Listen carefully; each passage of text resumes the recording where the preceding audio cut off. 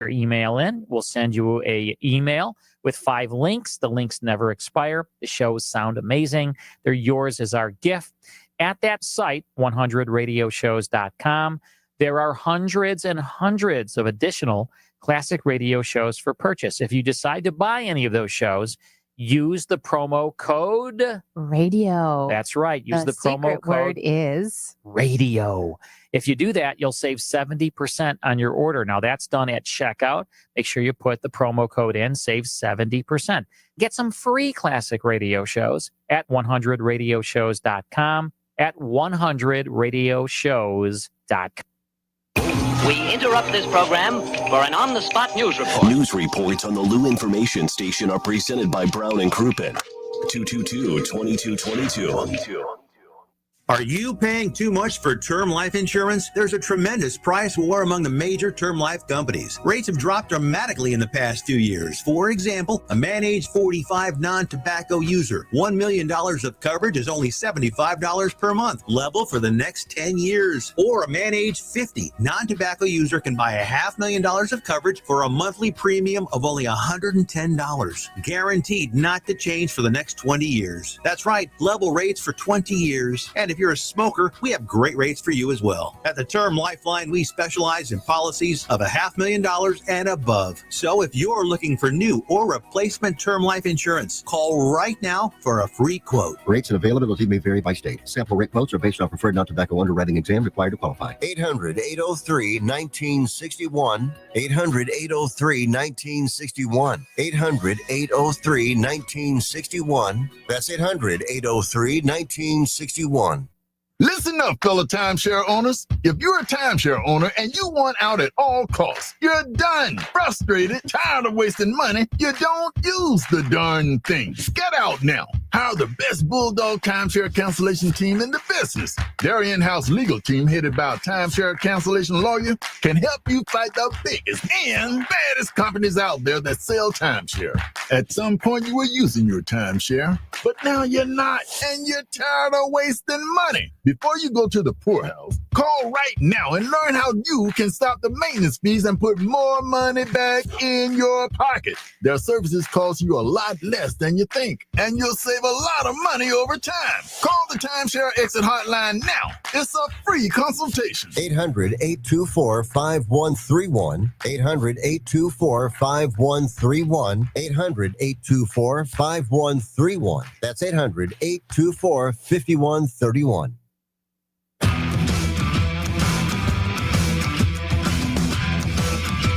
The Lou Information Station presents Hot Take Central 2.0 with Cam Janssen and Jimmy the Cat Hayes. Yep, baby, let's go. Get up and get them in. 8:05 on a Monday. Kirkwood, Missouri. This is the Lou Information Station live and on demand at louinfo.com. You guys could chime in all you want.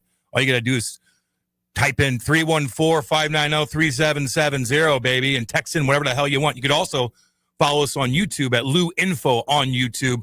I think we're up here pretty soon. I'm going to wave to the camera. This is Cam Janssen. We got Eli Hoover. We got Matthew Rocchio. We got Jimmy the Cat Hayes live from L.A. What a beautiful weekend it was here in Missouri. Beautiful weekend. Put you in a good mood. I ate that carn that Rachel hooked us up with. Thank you, Rachel, for that. Lovely person. I also barbecued all weekend, golfed. Oh, my gosh. It puts you in a damn good mood. Jimmy, what's going on, baby? Well, it's early, Cam. I know it is. My family say they're trying to sleep behind me, but Hot Take Central cannot be stopped. That's right. It can't be contained. You know that. No. When you so would you leave Sunday, you say? Early in the morning, got here yesterday, pretty early, checked in, saw some friends, got a nap, and now we're ready for Cardinal baseball. You know, Cardinals played pretty well in San Diego, so I'm looking forward to this. Yeah, they did. Yeah, don't worry. LA's not a very good team. They don't have any superstars on that team, so it should be fine. Is Ohtani great hurt? Ballpark. It's a great ballpark. I love that. It is fun coming to LA. Aside from focusing on the baseball, I like to look for B and C list celebrities and pick them out and maybe say hi to them. But yeah, it's a beautiful stadium, vintage. The only thing is that the the Dodger dog might be the most overrated food in all of Major League Baseball. Not very good.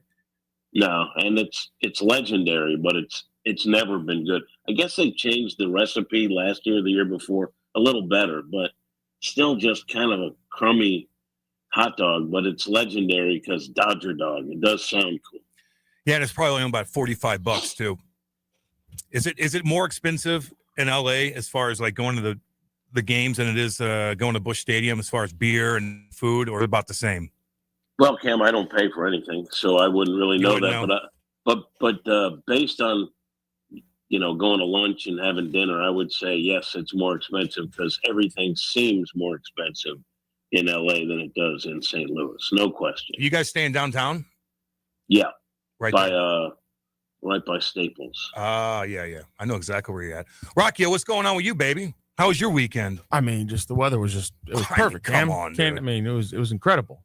Were you outside? Yeah, I was outside a bunch. It was fantastic little weekend, but it was nice because the weather was perfect. At no point was it too hot. So no, it's like San Diego. Oh my God, that was my argument. San Diego. What'd you do outside? Absolutely. What did you do? What'd you do, baby? Just a little bit of a barbecue on Friday night. Saturday.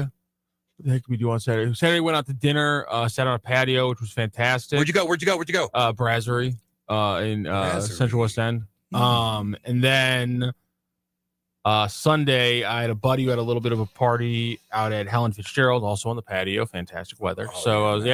I was patio eating 2 out of 3 days, barbecuing the other night. I mean, it was the only way to handle a 60-degree weekend in St. Louis in the middle of freaking August. If somebody says 70-degree. If somebody says I'm going to Helen Fitzgerald, do you want to go? I'm like, yeah. Yeah.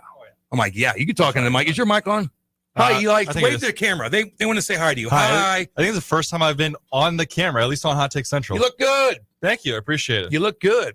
Yeah, Helen Fitzgerald's is one of my favorites, man. It's gigantic. And every time I go in there, the place is packed. It's packed. You can't even get a parking spot out front at noon on a Tuesday. It's crazy. They are racking in the dough. But they have a lot going on there, man. They got a band, they got a stage, they got gaming, they got this, they got that, they got a restaurant part. I mean, you got a little bit of everything, and you got good chicken wings. And so every time I go in there, man, that place is straight up jam-packed, baby. Jam-packed. You know what else I did, Rock? I don't know if you got into this or not, because I know you're busy with Cardinal stuff, and I don't know if you have time to even watch a series, but Fascinating Cardinals weekend. Yeah. But Kate and I watched 1923 with Harrison Ford. Fantastic so far. You know how I am with this kind of stuff, man. I get weirded out easily. I get annoyed easily by characters. Not yet. Going pretty good. We're a couple in. Is that the prequel? Yeah. Yeah, the Yellowstone prequel, I think. Yellowstone prequel, and then I guess 1888 was right before that. Another one, yeah. Really interesting, man. We talked about that Tyler Sheridan? I don't know off the top of my head. Pretty sure it's Taylor. That guy, man, he knows how to do it. He's got a lot. I don't know how he does it. I don't know. He's a straight up cowboy actor, producer. I think we know how he does it. He's got a pretty clear style at this point. Yeah, he does. Yeah, fair enough. I think we know how he does it. Well, I mean, how does he juggle everything? He's got 50 things going on. I don't know. A large production staff. There it is. Yeah. He literally bought a ranch. He just goes away. He just socks away and just writes. I mean, he's churning out scripts like crazy, but he's got a style. So, some people when they have that style, they can just churn away stuff. And I wish he's one I of those had time guys to write like that. Oh, it'd be awesome. Lock yourself in a room for a couple days. Yeah. I think he sits on a porch on his ranch. And Stephen King used to do that. I think he did a lot of cocaine too. Kept him up for 4 or 5 days. Sure. And wrote a bunch of crazy ass stuff. Also has a niche. We know what he's going to write. It's going to be it's going to be in the Northeast. Yep. In a small town. It's going to be horror. It's going to be in a small town. Yeah, baby. We know. It's the same thing with Sheridan. Sheridan's part of the. I'm not saying it's easier, but when you're working with a niche and you're like these my character, we're gonna curse, we're gonna have a lot of dialogue heavy, there's gonna be action in a way that's very realistic, but I'm gonna have my setting and my plots are gonna all be I'm gonna be in the same kind of arena every time. Yeah, you're in the Midwest, and I'm sure it just kind of kicks his bro on some Great Plains. Yeah, Great Isn't Plains. it like Grisham? Grisham does that. Yeah, right? Grisham's another one where it's That's right. he's got a similar tone where it's just like his brain is just so locked in, and there's writers in all genres who are just able to just churn out. But people are words. watching it, so it's working. Absolutely. So people are craving that, like, Great Plains, Texas, Midwest kind of theme. Country, there's no cowboy. Midwest in there, buddy. Really? Well, no, that's not none of that. Okay, there's not a single bit of that is the Midwest. Well, it's a flyover. What the Midwest is a whole other show by itself. Yeah, the Midwest is not represented in a single Taylor Sheridan show. I believe it's Texas, Wyoming, Texas, Oklahoma, and it's like Great Plains, Colorado, Wyoming. All right, yeah, all right. You got me. I'm just saying. You got me. I mean, I'll take the L. I'm just saying. If the L. Charlie was on here, he'd be like, "The Midwest is Ohio, Cam. Yeah, Come I on know now." Would. Like, I know Charlie and his East Coast. Charlie's not here. Charlie and his East Coast elitism would be on you, and so I had to do it for him. But anyway, Hey, Cam, I have a question for you. What's up, baby? I see that Rooster from Birmingham mentions that Eli was promoted to the second chair. Is that the second chair? Is there a first chair? Yeah, the first chair is over there, I believe, and I'm in like the fifth chair. I think Rooster's point is more on camera, like, oh, hey, look, he's on camera since Jim's not here. I think it's more Rooster's point. Yeah, but that's what it is. I mean, what'd you do all weekend, Eli? I worked and watched SummerSlam. Oh, yeah, SummerSlam, baby. Yeah, and no, it was very exciting.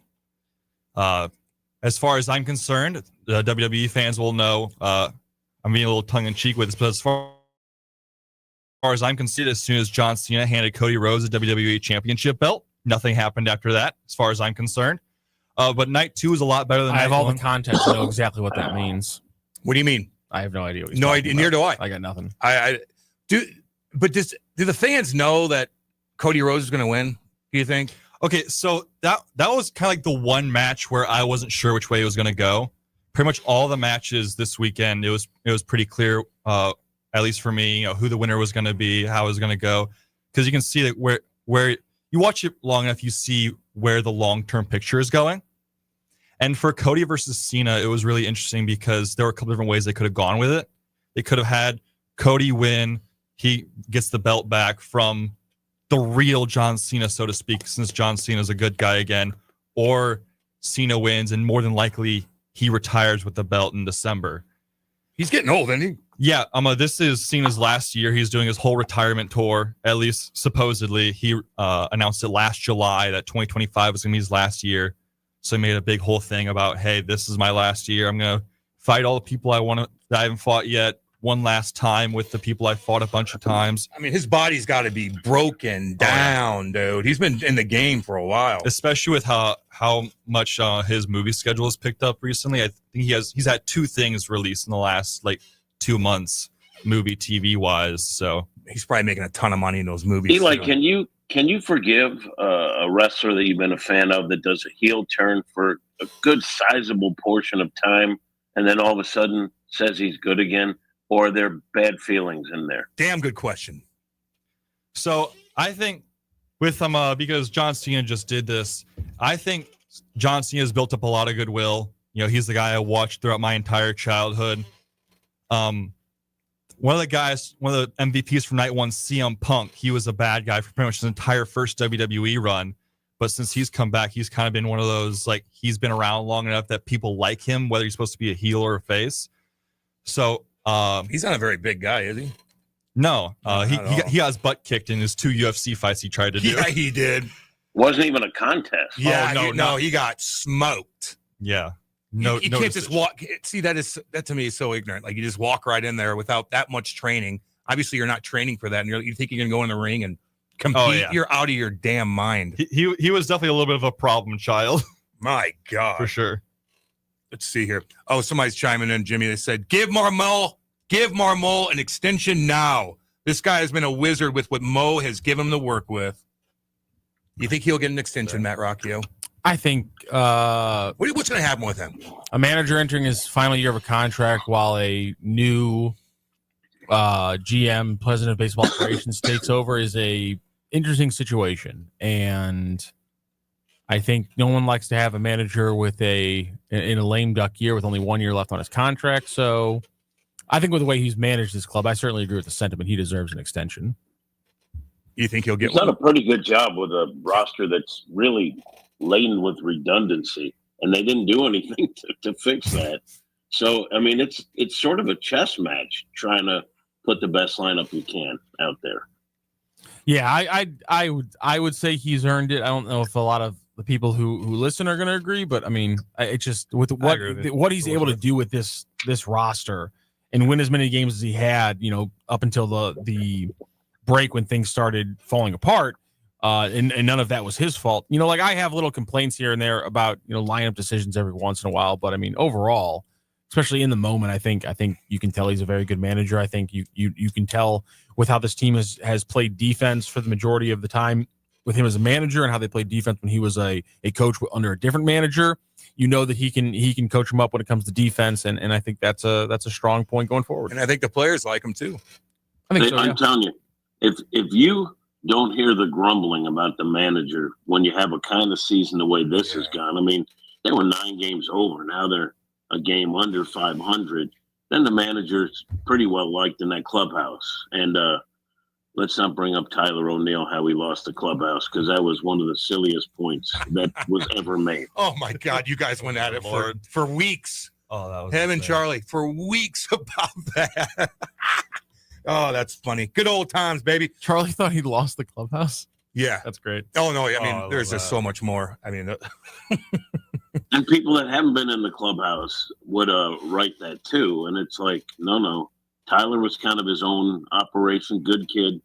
Look, what do you have a stretch where he hit homers in 4 straight games, maybe 5 this year? I still think if he's ever healthy for a season, he'll post great numbers, like him a lot. But he didn't lose the clubhouse over Tyler O'Neill calling him out that time. it's rare for a new GM or president to come in and keep a non-future Hall of Fame manager, right? What?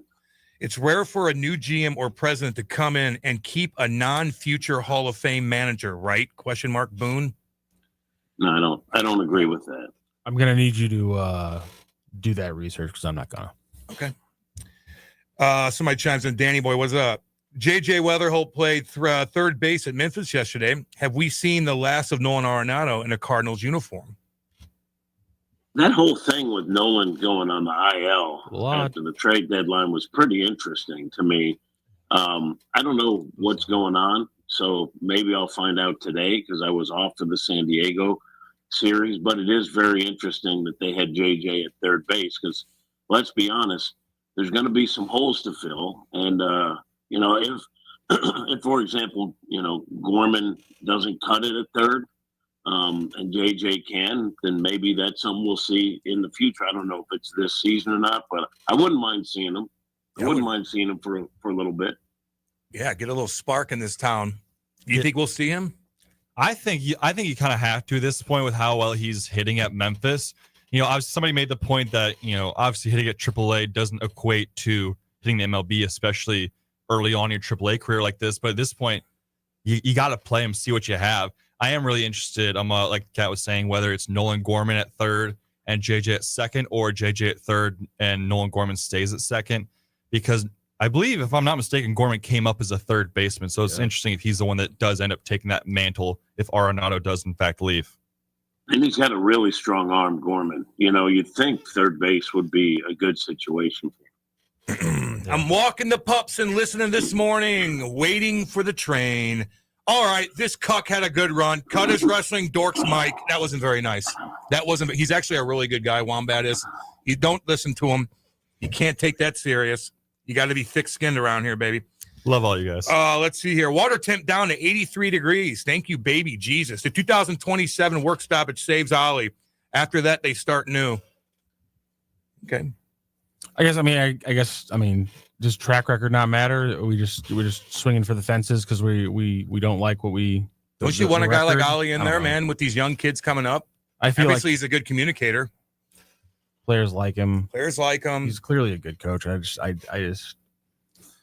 don't understand the people who blame him for what's happened over the last 2 years. Agreed. Seems to be a pretty illogical way to look at things, if you ask me. A lot of people still blaming him. Yeah, a lot of people towards Mo. A lot of people are still pissy about the playoffs in 2022. I think. Oh, where he according to Seth choked. Yes, I believe that's what. What was it? What did he do? What happened again with that?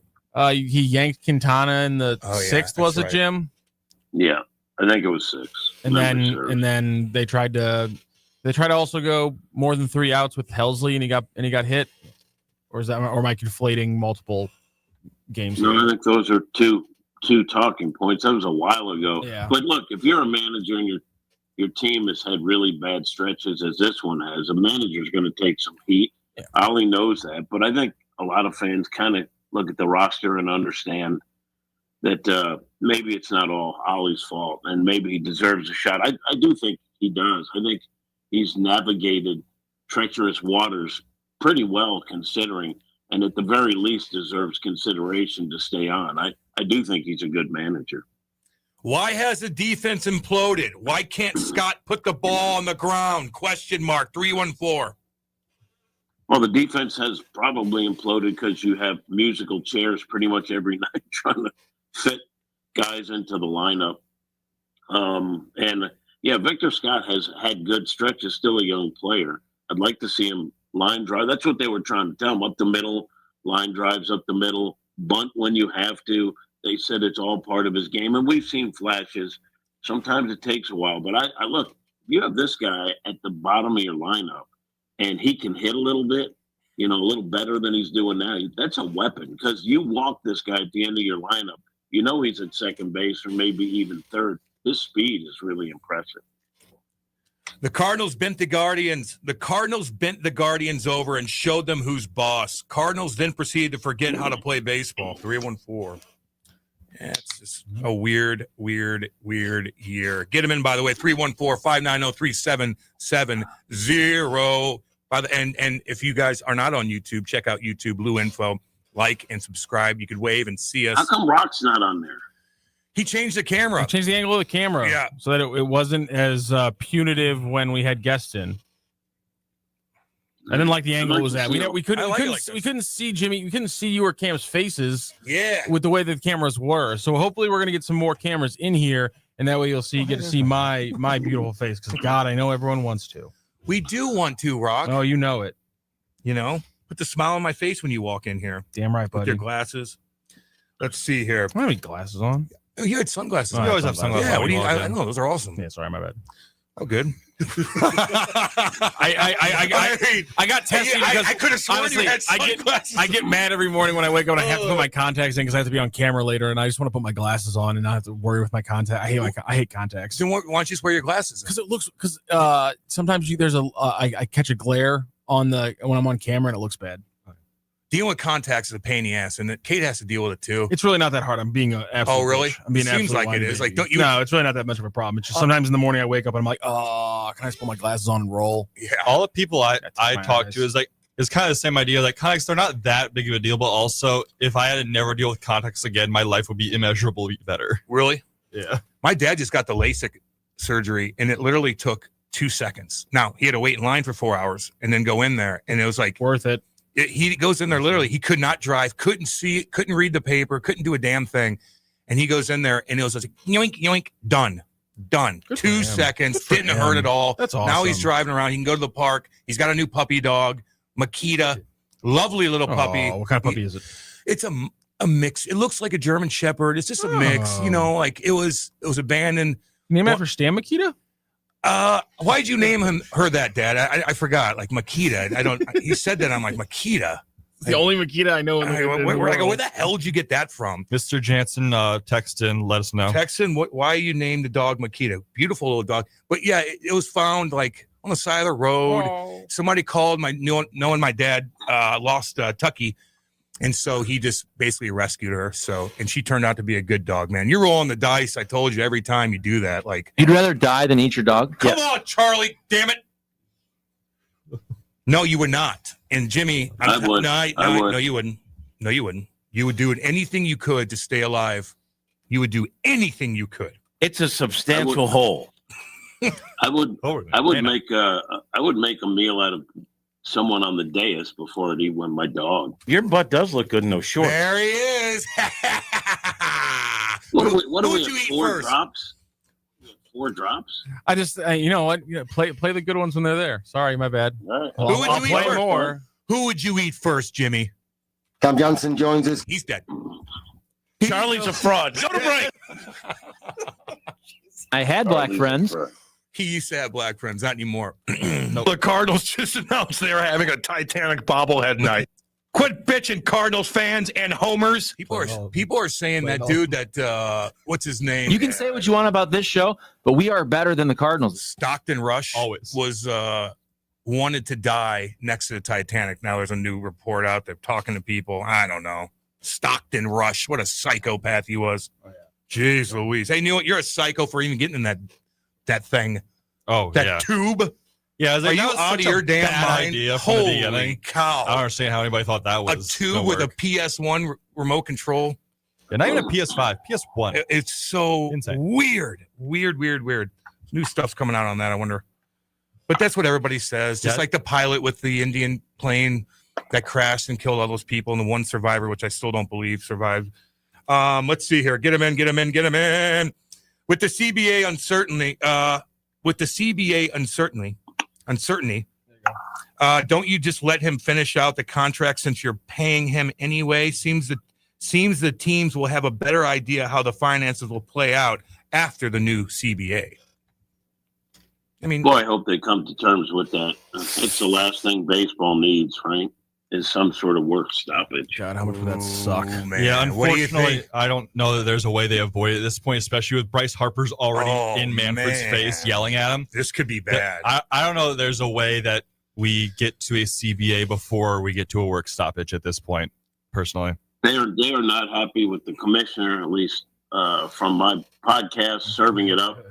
The guys kind of let loose at the communication between the commissioner and the union has not been good at all, and they didn't appreciate the players didn't appreciate the commissioner just dropping by a clubhouse to try to plead his case. They didn't like that. Yeah, that's fair.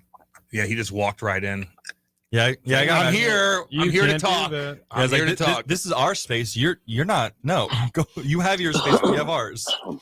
If you had to put a percentage on if they're going to have a work stoppage, Rocchio, what would it be? If you're a game. I mean, I'm at 60% right now. Damn, I mean, there's boy. a lot of time. Deadlines make deals, so I mean, they that's true. This World Series ends. You know, we're in late October, early November, and we got 2 months until things actually end.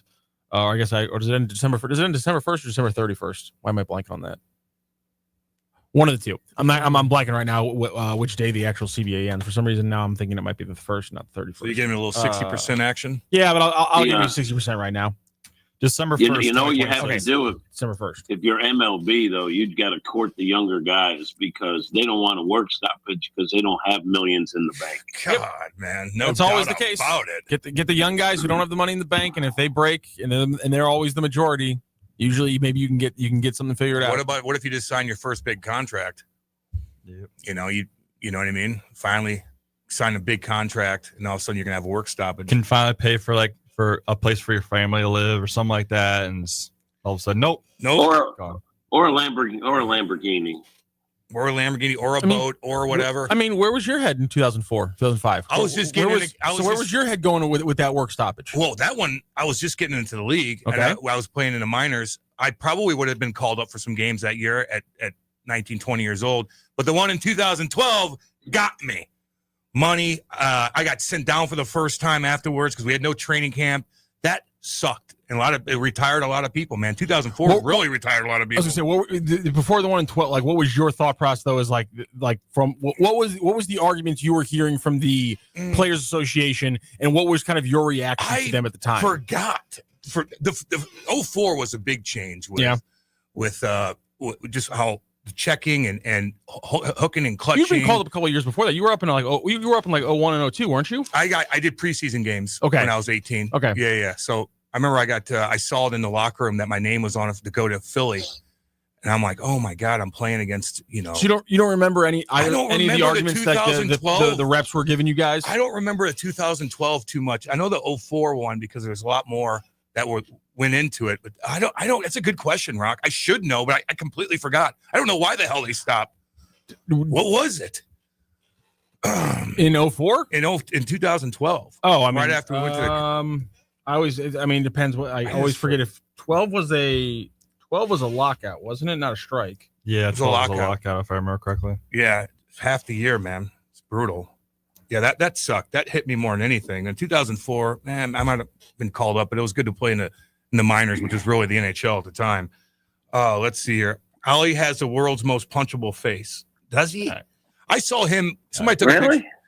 I don't think they're much more punchable faces. Oh my God. Sports. So 12, let alone the world. 12 and 13, an issue for the owners was the desire to reduce the players' guaranteed 57% share of hockey-related revenues, introduce term limits on contracts, eliminate salary arbitration, and change the free agency rules, while the union focused on increased revenue sharing between the owners and a fixed salary cap that is not linked to league revenues. As the deadline for a work stoppage approached, the union unsuccessfully challenged the league's ability to lock out players of 3 Canadian teams, the Oilers, Flames, and Montreal Canadiens.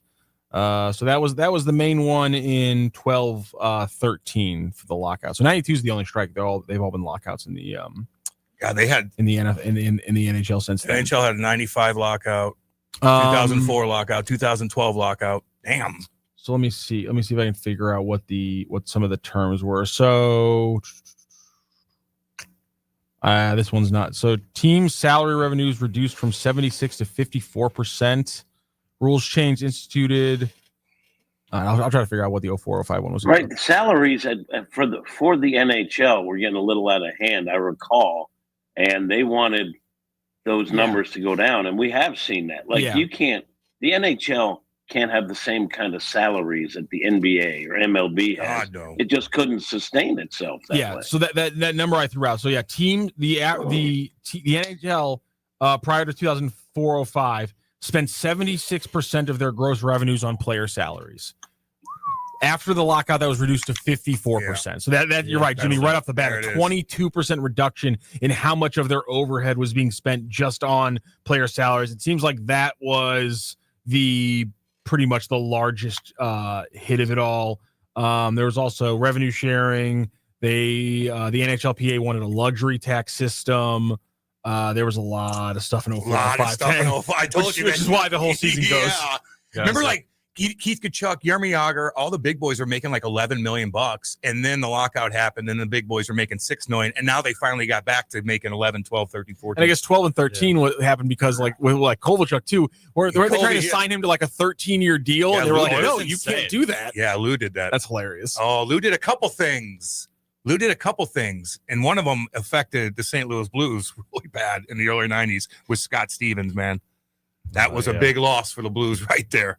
Scott Stevens, and he goes to the Devils and wins 3 Stanley Cups, and he was a huge part of that, knocking guys out. It felt like that happened a lot for the Blues in that time period, where it's like they had guys like Scott Stevens that they wanted to be part of like Stanley Cup winning teams, championship teams, and they trade them, and then all of a sudden like, oh, hey, they want a Stanley Cup with that team. Well, they didn't. They had to. Their hand was forced from Lou because of tampering and whatnot, and so they wanted.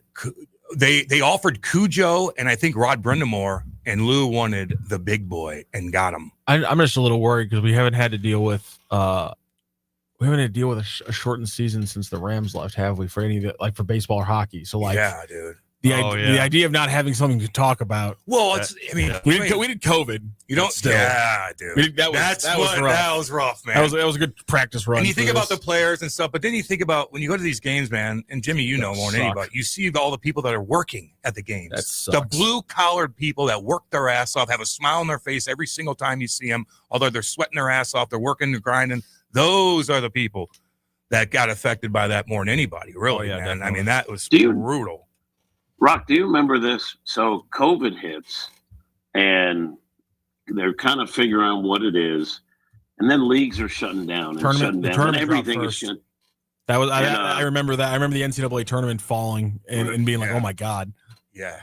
And I remember it was spring training, and I'm watching a Cardinals game. I wasn't working. I was home, and every other sports shut down, and I'm watching this game, expecting them to stop in the middle of the game. I guess after that game, that's when MLB shut down spring training. But I think they were the last league standing, if I'm not mistaken. Yeah, I think the NBA went down first. Thank you, Rudy Gobert. And why Rudy? Why Rudy? Because it was a big joke, and he gets up and he touches all the microphones. Yep. And he was like the first one to get COVID. That's right. And then I think what happened was it was a weird thing is that Rudy Gobert is French, and France was the first big country that was like, oh, we gotta shut everything down. Everyone's like, of course, the French guy blows it for everybody. Jesus. Yeah, that was funny. Let's be honest. They were welding people in their homes in China before we started doing it here.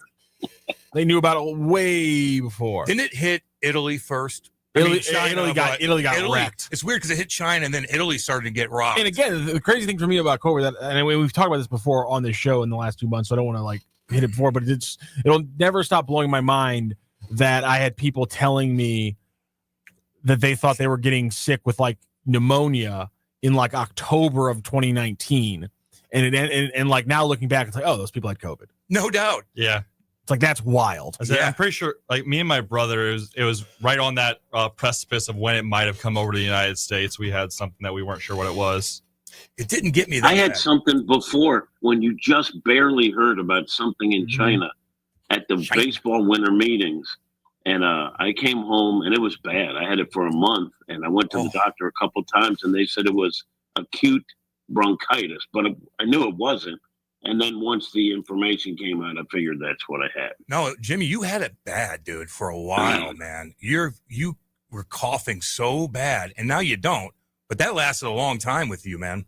That was a couple months, I think. Getting worried about you. Yeah, I had it. I remember I got sick the other day. I got so sick, and I'm like, oh, it didn't happen. 12-hour sickness. Just everything out of you, man. It was horrific. But when I got COVID, I just felt a little different than a regular flu. Just a little different. Didn't get me that bad, but I know some guys, man, that felt like they had it for a year, like mono. You ever had mono? Yeah, I had it once when I was a kid. Yeah, it knocked me out for 2 weeks out of school. Depressed? Absolutely. Were you like, what does it feel like? I mean, it knocks you on your ass. I mean, I was laid up on the couch for straight 2 weeks. 2 weeks, no 2 energy. Weeks straight, no energy. No, can't eat. It was, just completely knocked out. Were you kissing them girls? Is that how you got it, Rocky? No, for me, I have a really bad issues with I get strep throat and I get throat issues. I've had I used to get strep throat. I've had abscesses. I've had abscesses in my throat before that are on my tonsils. I need to get my tonsils ripped out, but I don't know how it's gonna. I'm worried it'll change my voice now. Yeah, it might. And so I need to get my tonsils ripped out. Might get better. Yeah, it might get better. You're right. But to the point where I had strep throat every 6 months my first 2 years in college. Oh my God. To the point where the doctor was like, you come back with strep throat one more time, I'm ripping your tonsils out. I don't care what you say. And then I had a good 6 year stretch where I didn't have any strep throat. And since I got back from college, I've had it once, but I've had the abscesses in my tonsils 3 times, which sucks. That sucks to have that in college too. Strep throat. No one wants to be around you. It was 3 of the so it happened literally 6 months apart. My first 2 years there, the first 3 times was exam week, all 3 times. Hell on earth. I mean, brutal. That's brutal. Yeah, but grades don't matter that much. I mean, yeah, that's nasty, dude. Try not to bury the lead. The biggest moment for Pegs this weekend was the Mega Hat getting kicked out of City Park. All right, we'll get into that. Let's go to break. We're going to regroup. We'll talk a little city. Cam Janssen, Eli Hoover, Matthew Rocchio, Jimmy the Cat Hayes live from LA. Don't go anywhere. This is Hot Take Central 2.0. The Lou Information Mission, a whole new way to enjoy content created just for those of us in the St. Louis area. It's a whole new way to advertise and promote your business. Reach out and find out just how different we are. If you're tired of one-sided advertising offerings or your traditional media rep trying to shove digital marketing down your throat, visit louinfo.com and click on advertising. Or email partnerships@louinfo.com for more information. Grounded third, diving play by Arenado. They get the out. Unbelievable. Get ready for the ultimate showdown. The New York Yankees come to Busch Stadium the weekend of August 15th through the 17th, and they're bringing the star power. See sluggers like Aaron Judge and Giancarlo Stanton take on your Cardinals in one of the biggest series of the season. Finish off your summer in style with the Cardinals and Yankees. Great seats still available. Get yours now at Cardinals.com. This is Nolan Arenado, St. Louis Cardinals, Fort Lulu. Summer in St. Louis means one thing: Cardinals baseball. It's more than a game, it's an STL tradition. The crack of the bat, the roar of the crowd, the boom of the fireworks. It's the soundtrack to summer for Cardinals Nation. So grab your cap and glove and take your spot in the stands, because in St. Louis, baseball is more than a melody, it's our favorite song. LouInfo.com news headlines brought to you by Brown and Crouppen. GetBC.com. This is your LouInfo.com news update. More than 3,200 unionized workers who assemble Boeing's fighter jets in the St. Louis area rejected Boeing's latest contract offer on Sunday and are on strike, according to the union. The contract offer included minor compensation changes and kept current overtime policies, which Boeing had proposed modifying. If the contract had been approved, the average annual wage would have risen to $102,000, up from $75,000. This would be the first strike that Boeing has faced at its St. Louis defense hub since 1996. 3 people were shot outside the Another Level nightclub in East St. Louis early Saturday morning. All 3 victims were taken to a hospital for treatment. Illinois State Police are actively investigating and said any witnesses should call them with tips. No arrests yet. Heavy rain in late July in Lincoln County did major damage to the Ellsbury VFW post 9064, impacting about 100 veterans who now need a place to gather. They're collecting donations via GoFundMe to try to rebuild and move on. For the Lou Information Station, streaming 24/7 at LouInfo.com. I'm Jen Austin. Now, LouInfo.com weather.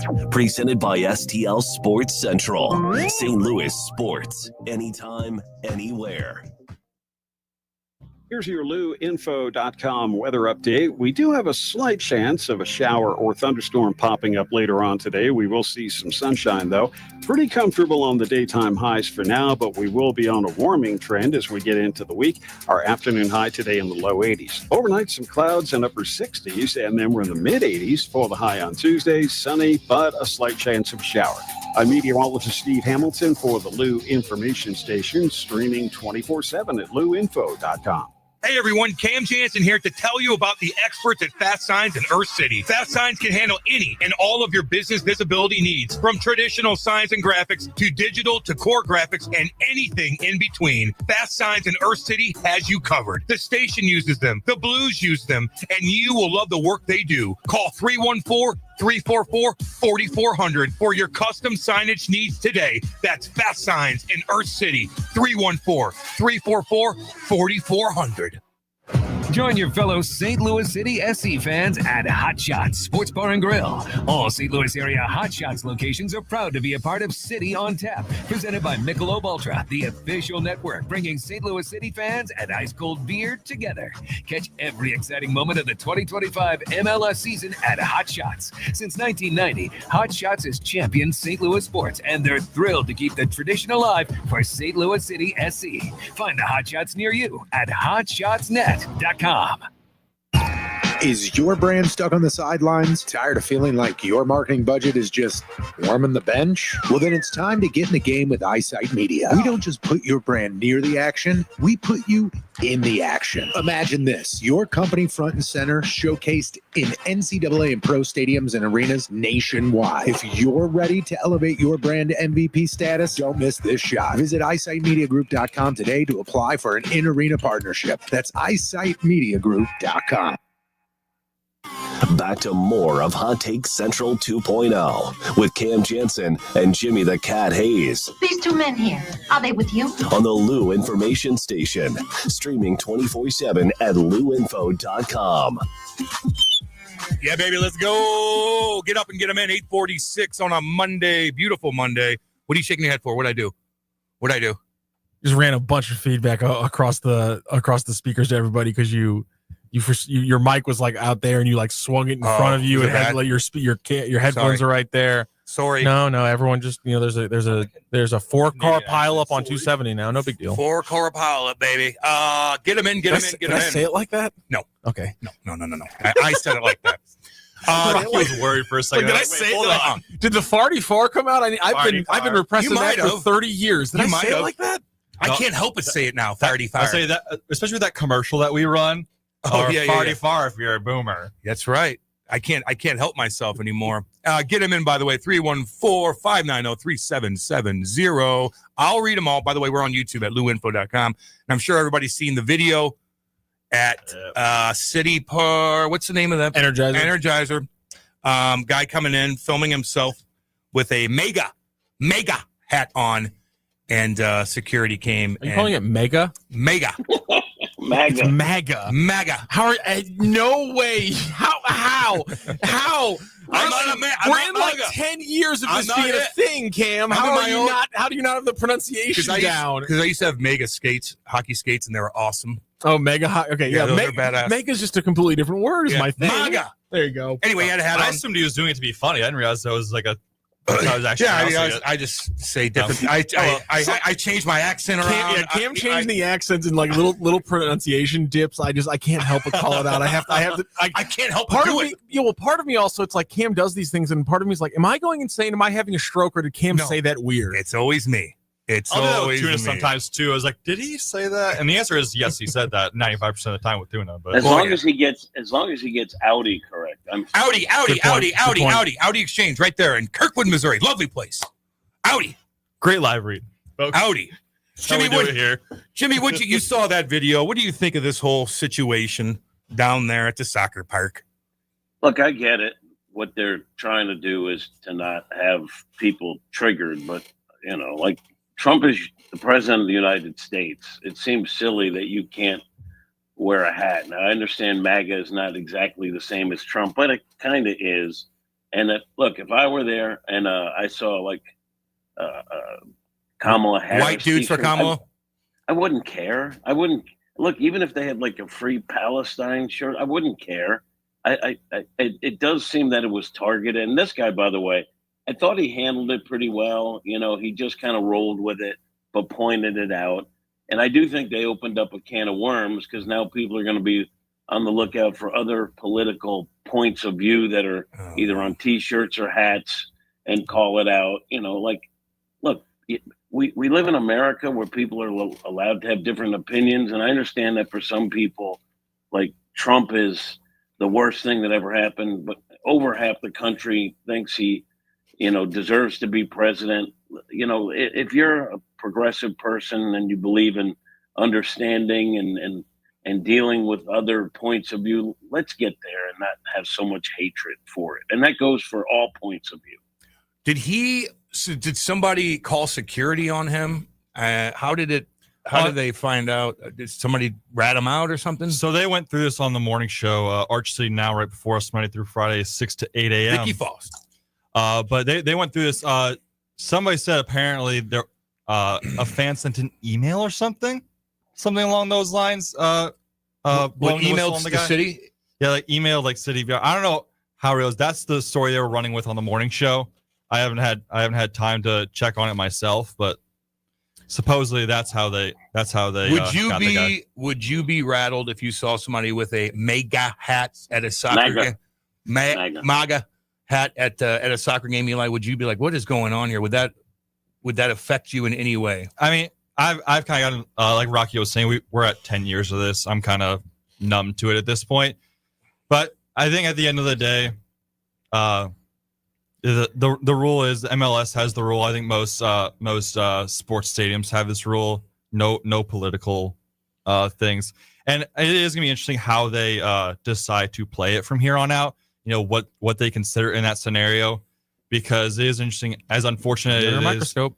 As unfortunate it is, pride has been politicized, so our pride flag is going to start not being allowed in stadiums and certain things of that nature. So it's going to be really interesting where they draw the line, and I think city's hands are kind of tied until MLS puts out a statement, because it's MLS's rule. Okay. So until MLS puts out a statement, city's hands are kind of tied, and so it's going to be really interesting to see when they come out with that statement, if they do at all. It's just it's a tough look. It's a tough look. And I don't know how you Eli, do you get upset like from a different point of view? Like this person wearing that hat could be a nice person, that you'd get along with. They just have a different political point of view. Would that upset you? No, I think, but trying to find the way to answer this was no, the hat doesn't upset me. I think is what you're trying to ask. The hat doesn't upset me. I know there are levels to the MAGA-ness, to put it one way. MAGA. But no, somebody wearing the hat on its own does not upset me. No. Good, because people are entitled to their views. If that's a rule, I get it. But now they're going to have to, be on the lookout for other views that they've let slide because maybe they agree with it. But just try to respect everybody. That's all. I think there's going to be a lot of trolls cruising around now wearing different things just to see what a reaction would be. Yes. Yeah, dude, because this guy's blowing up. Yeah. He's getting a lot of, and people are chirping him. I'm saying that you broke the rules, but he's also getting a lot of praise and he's getting a lot of attention, and a lot of people like getting a lot of attention. And what an easy way to get a lot of attention is to go to a soccer park and wear a political hat. You're going to get attention. So I feel like there's going to be trolls everywhere doing something. It's going to all be about that and not the game. Rocchio, what do you think, man? What's your take on this whole situation? They're gonna. Yeah, I mean, they've opened themselves up to a lot of situations now where they're going to have to be extremely punitive on. We can't let that in because that's a political statement. We can't let that in because that's a political statement. They have to kind of play both sides of the aisle right now. Because they've probably been they've probably been flipping and let it out. I mean, you can see other stadiums, not necessarily St. Louis City SC. Their stadium, I don't know if I wouldn't call pride a political thing, but if you take that away, I haven't seen any other outrightly political messages being allowed in Energizer Park. Exactly. Now there are other stadiums around MLS, and they were pointed out over the weekend where MLS is going to have a very tough argument to make on how other messages have gotten into certain MLS stadiums that are undoubtedly political. Like what? I mean, there was one of the LA games. They had a tifo maybe not an official tifo, but they had a giant sign in the stands that said "Abolish ICE." Say what you will, that's a political statement. Oh, I remember that. That is undoubtedly a political statement saying, "Here's a giant sign that says." Abolish one part of a government agency. That's a political statement. And so they've opened themselves up, as Jim said, that they now have to be critical on both sides of things. At the same time, if they're going to kick people out because of that, that's what the rule says, and you got to follow the rules. Yep. It's gonna be real interesting how hard they try and crack down on it, or if it gets to be too much and it just kind of becomes do it. Yeah. Whatever. Hands up. Whatever you want to do. So it's going to be really interesting which way MLS decides. Hands up, don't shoot. They got to crack down on it. I think Cam nailed it. I think they'll want this to quiet down. And I think attention seekers will troll this to try to make, a mess of everything. Somebody chimes in and said, it's not an MLS rule. This is a city rule. No, get this guy off pull the up air. the rule. It's literally, it's stated in both an MLS rule, but it's also stipulated in every individual stadium rule as well. Like it's both. It's a lot of people have posted the line that's from the Energizer Parks side of the website, but there's also an MLS rule against it as well. I checked it for the morning show this morning. Yeah, there's two levels of it. It's against both rules, both the specific stadiums and the overall league rule. What about the other? Go ahead, Jimmy. Is there an STL City rule that says the home team can't score more goals than the opponent? Yeah, it's buried deep in there, but it's in there somewhere. Rock's not laughing, just so you know, Jimmy. Come on, Rock. Not laughing. I mean, when Jim has an original joke that is not pre-written, I'll laugh at it. Ew. Whoa! Because he doesn't write his jokes. That's my point. Because he doesn't write his jokes. Who writes them for him? It's so funny. Nobody does. The man's he's a walking comedian. This is pretty low for you, Rock. Yes, the Rodney Dangerfield of baseball. No, I was saying that because you don't write them down, Jim. Rock. God, let me just say you're this. so sensitive. I think you're sensitive because we're talking about city, and it hurt your feelings. So no, I love that we're talking about city. Finally, took you long enough. Jeez. I ask you city questions. No, I was talking to Jim that time. You tweet about city a lot. Well, yes, that's part of my job. Did you tweet about soccer guy? Did you tweet about this I situation? get plenty of responses. You have a false narrative, but I'm not surprised by that anymore. You know. Did you tweet about this situation? No, I tweet about things that happen on the field. Right. That's what I care about. I get that. Fair enough. I get that. I mean, don't you think they could probably just should have let this happen and just let the guy wear it? If no one was really. I think follow the rule here and then figure it out from there. I'm just asking. If we're gonna follow the rules, follow the rules. And even the security guy's like, I mean, he's just such an. He's like, I'm a Trumper too, but this is the rule. I do what I do. Now he'll be doxxed. Now he'll be doxxed for saying he's a Trump supporter.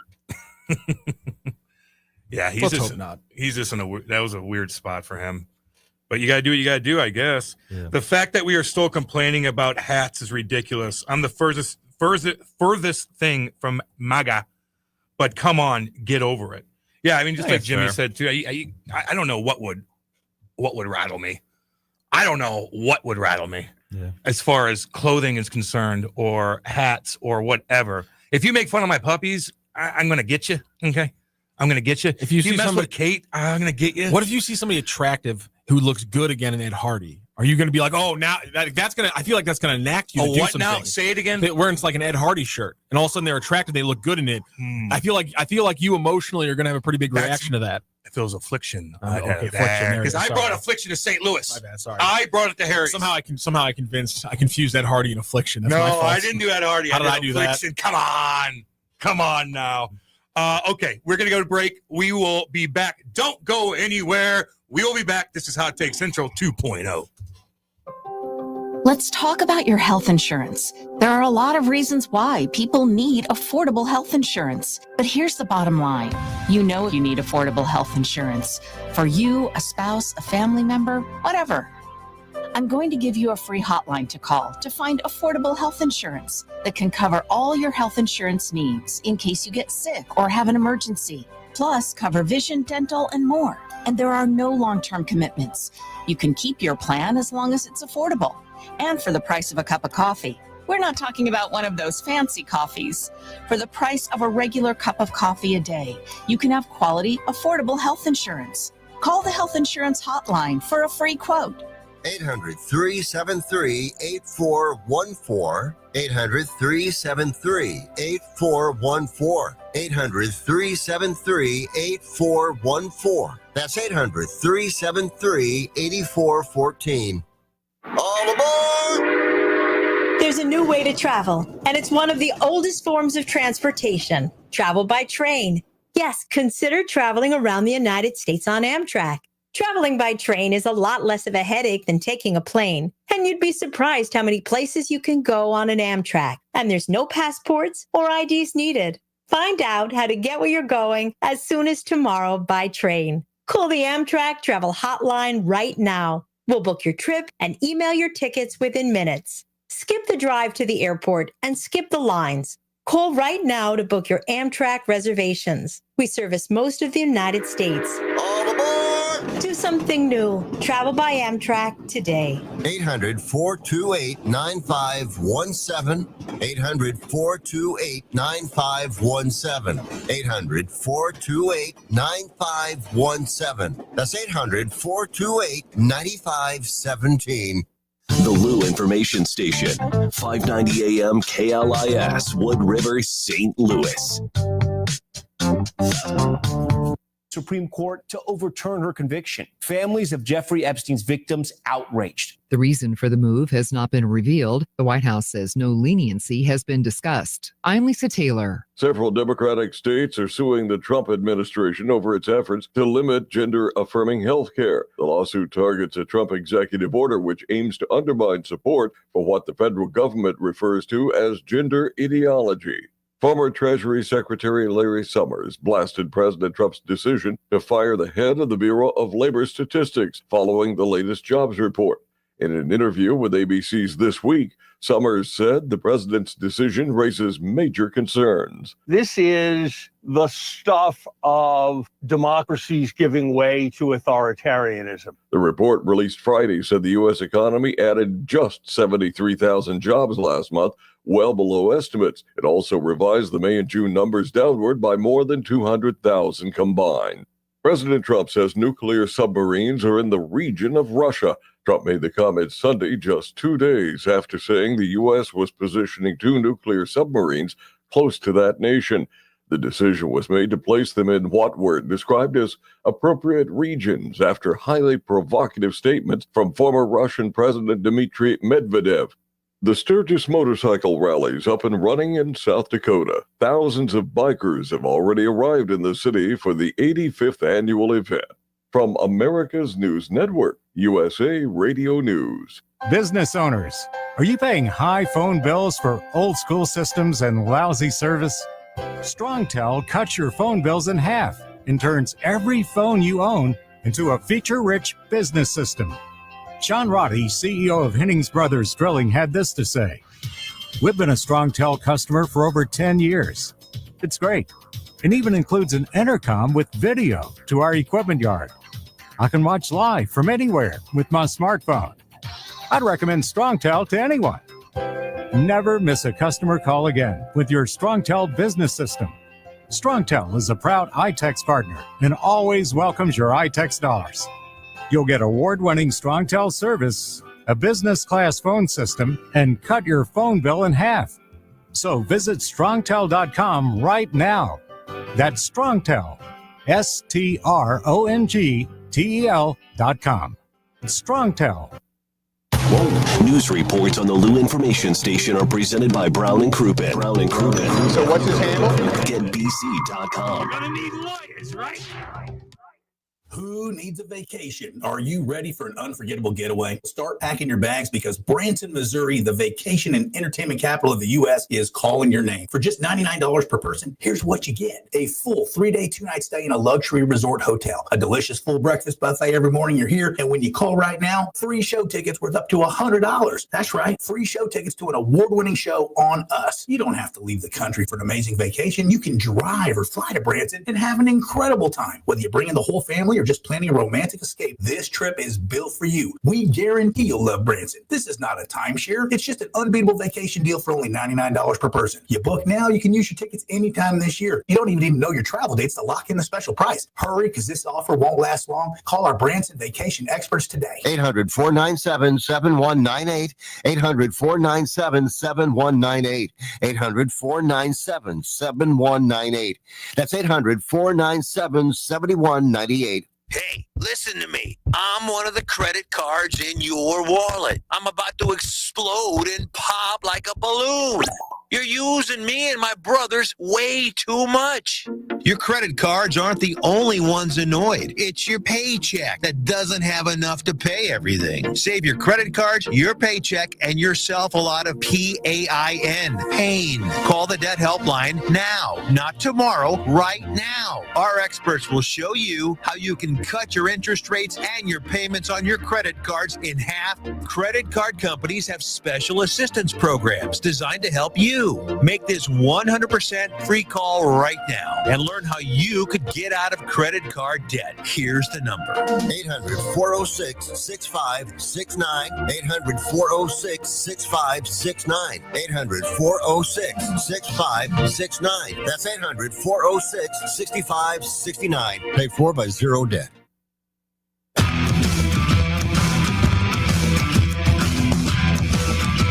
The Lou Information Station presents Hot Take Central 2.0 with Cam Janssen and Jimmy the Cat Hayes. Yeah, 9:05 on a Monday. Beautiful Monday morning. What a beautiful weekend that was. This is Hot Take Central 2.0. Cam Janssen, Jimmy the Cat Hayes, live from L.A. Matthew Rocchio, Eli Hoover. We're all doing our thing. We're doing our thing today. If you guys want to call in, you can. 855-282-8255. You want to text in the show, more than welcome to. I'll read it. 314-590-3770. We're live on YouTube, louinfo.com. No, louinfo, just on YouTube. Type it in. Hi, we're here. Like and subscribe. Check it out. You can comment in the comment section. I'll get to that as well. Eli, Rock, Jimmy, baseball in Bristol. Heard it didn't go great. The weather was tough. so they got rained out. Yeah, unfortunately, things can't. But I heard this, like Rock was saying this morning too, about some of the concessions. They didn't have hot dog buns.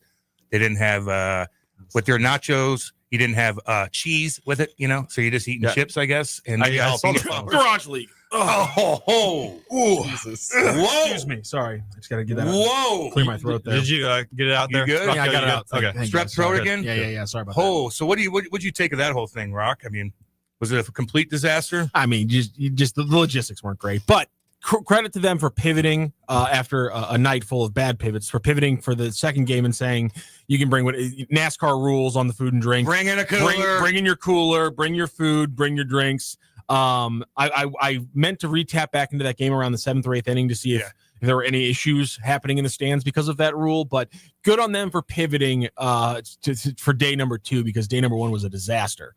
So I like the idea. What else looked fantastic. The quick like the time lapse video of putting the field in, fantastic work. It looked good. It's just unfortunately the rain. I mean, listen, people bitching about the rain. I understand they could have had a better plan, and they shouldn't have started the game when they did, knowing the rain was coming. You can make those arguments, but the concession stands part was the actual logistical mistake. On day 1, but they solved it pretty well on day 2. I'll give them credit. So what'd they mess up? They just didn't have enough. They didn't order enough food. I guess not. I'm not sure. Like I'll be honest. I haven't seen the reporting yet on the exact logistical screw ups that led to no cheese for the nachos or no buns for the hot dogs.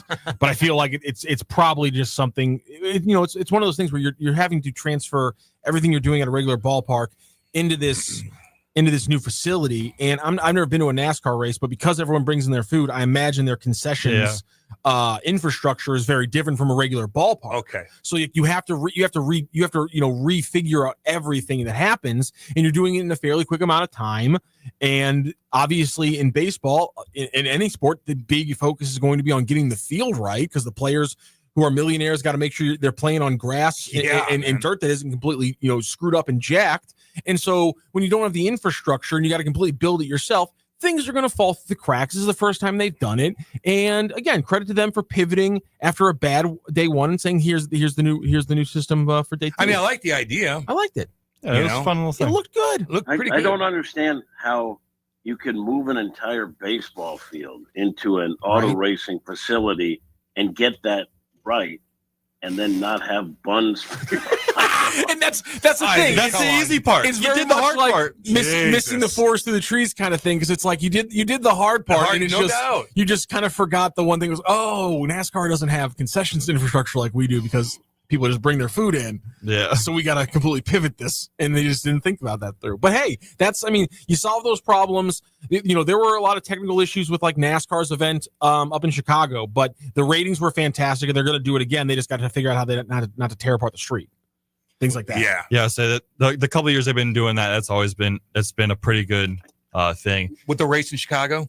I bet you that pisses a lot of people off too. Yeah, it pisses a lot of people off, but the ratings go really well. But the first year they did that, people were really upset. It's going to be problematic the first time when you're doing something big. Sure. I think you got to give them credit for the pivot. And I know a lot of people said this is why they shouldn't do anything but I'm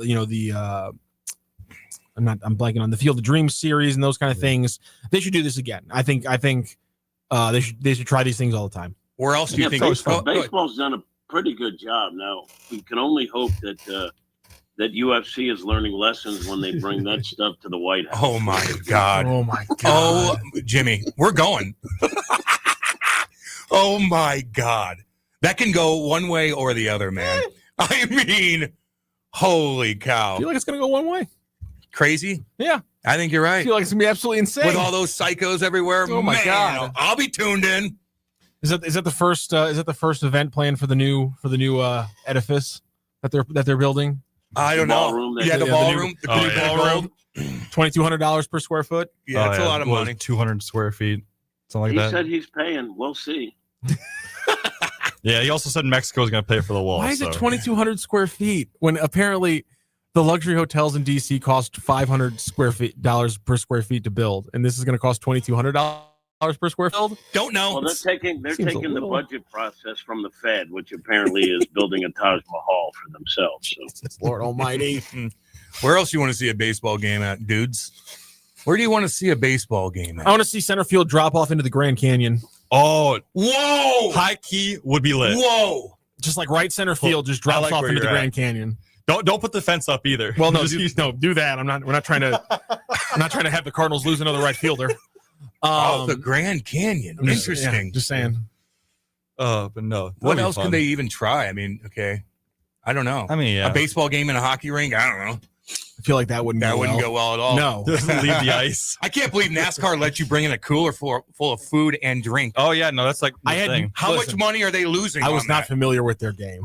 Yeah. Wow. No wonder they all go. That's what my family loves about going to Indy 500 every year. Is the only rule is no glass bottles. Yeah, that's fair. And even then, that makes sense. And even then, it's like pool rules. As long as you bury it underneath a bunch of ice, they're not going to check it a whole lot.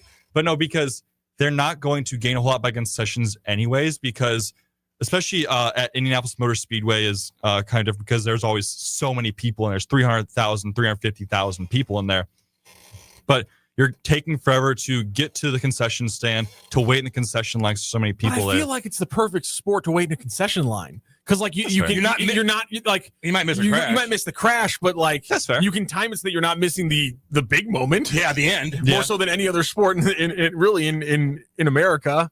I feel like it's perfectly built for having a concessions break. Oh my God, the Busch beer being sold at a NASCAR event would be astronomical. I don't know. They're losing so much money. No, they still make a lot of money because people, for whatever reason, don't bring their stuff in, and they still go to concessions. So they still make a crap ton of money on that stuff. Yeah. Oh, well, why would Just you no do that? buns. Just no buns for the hot. No dog. buns Or allowed. cheese, man. No buns or cheese.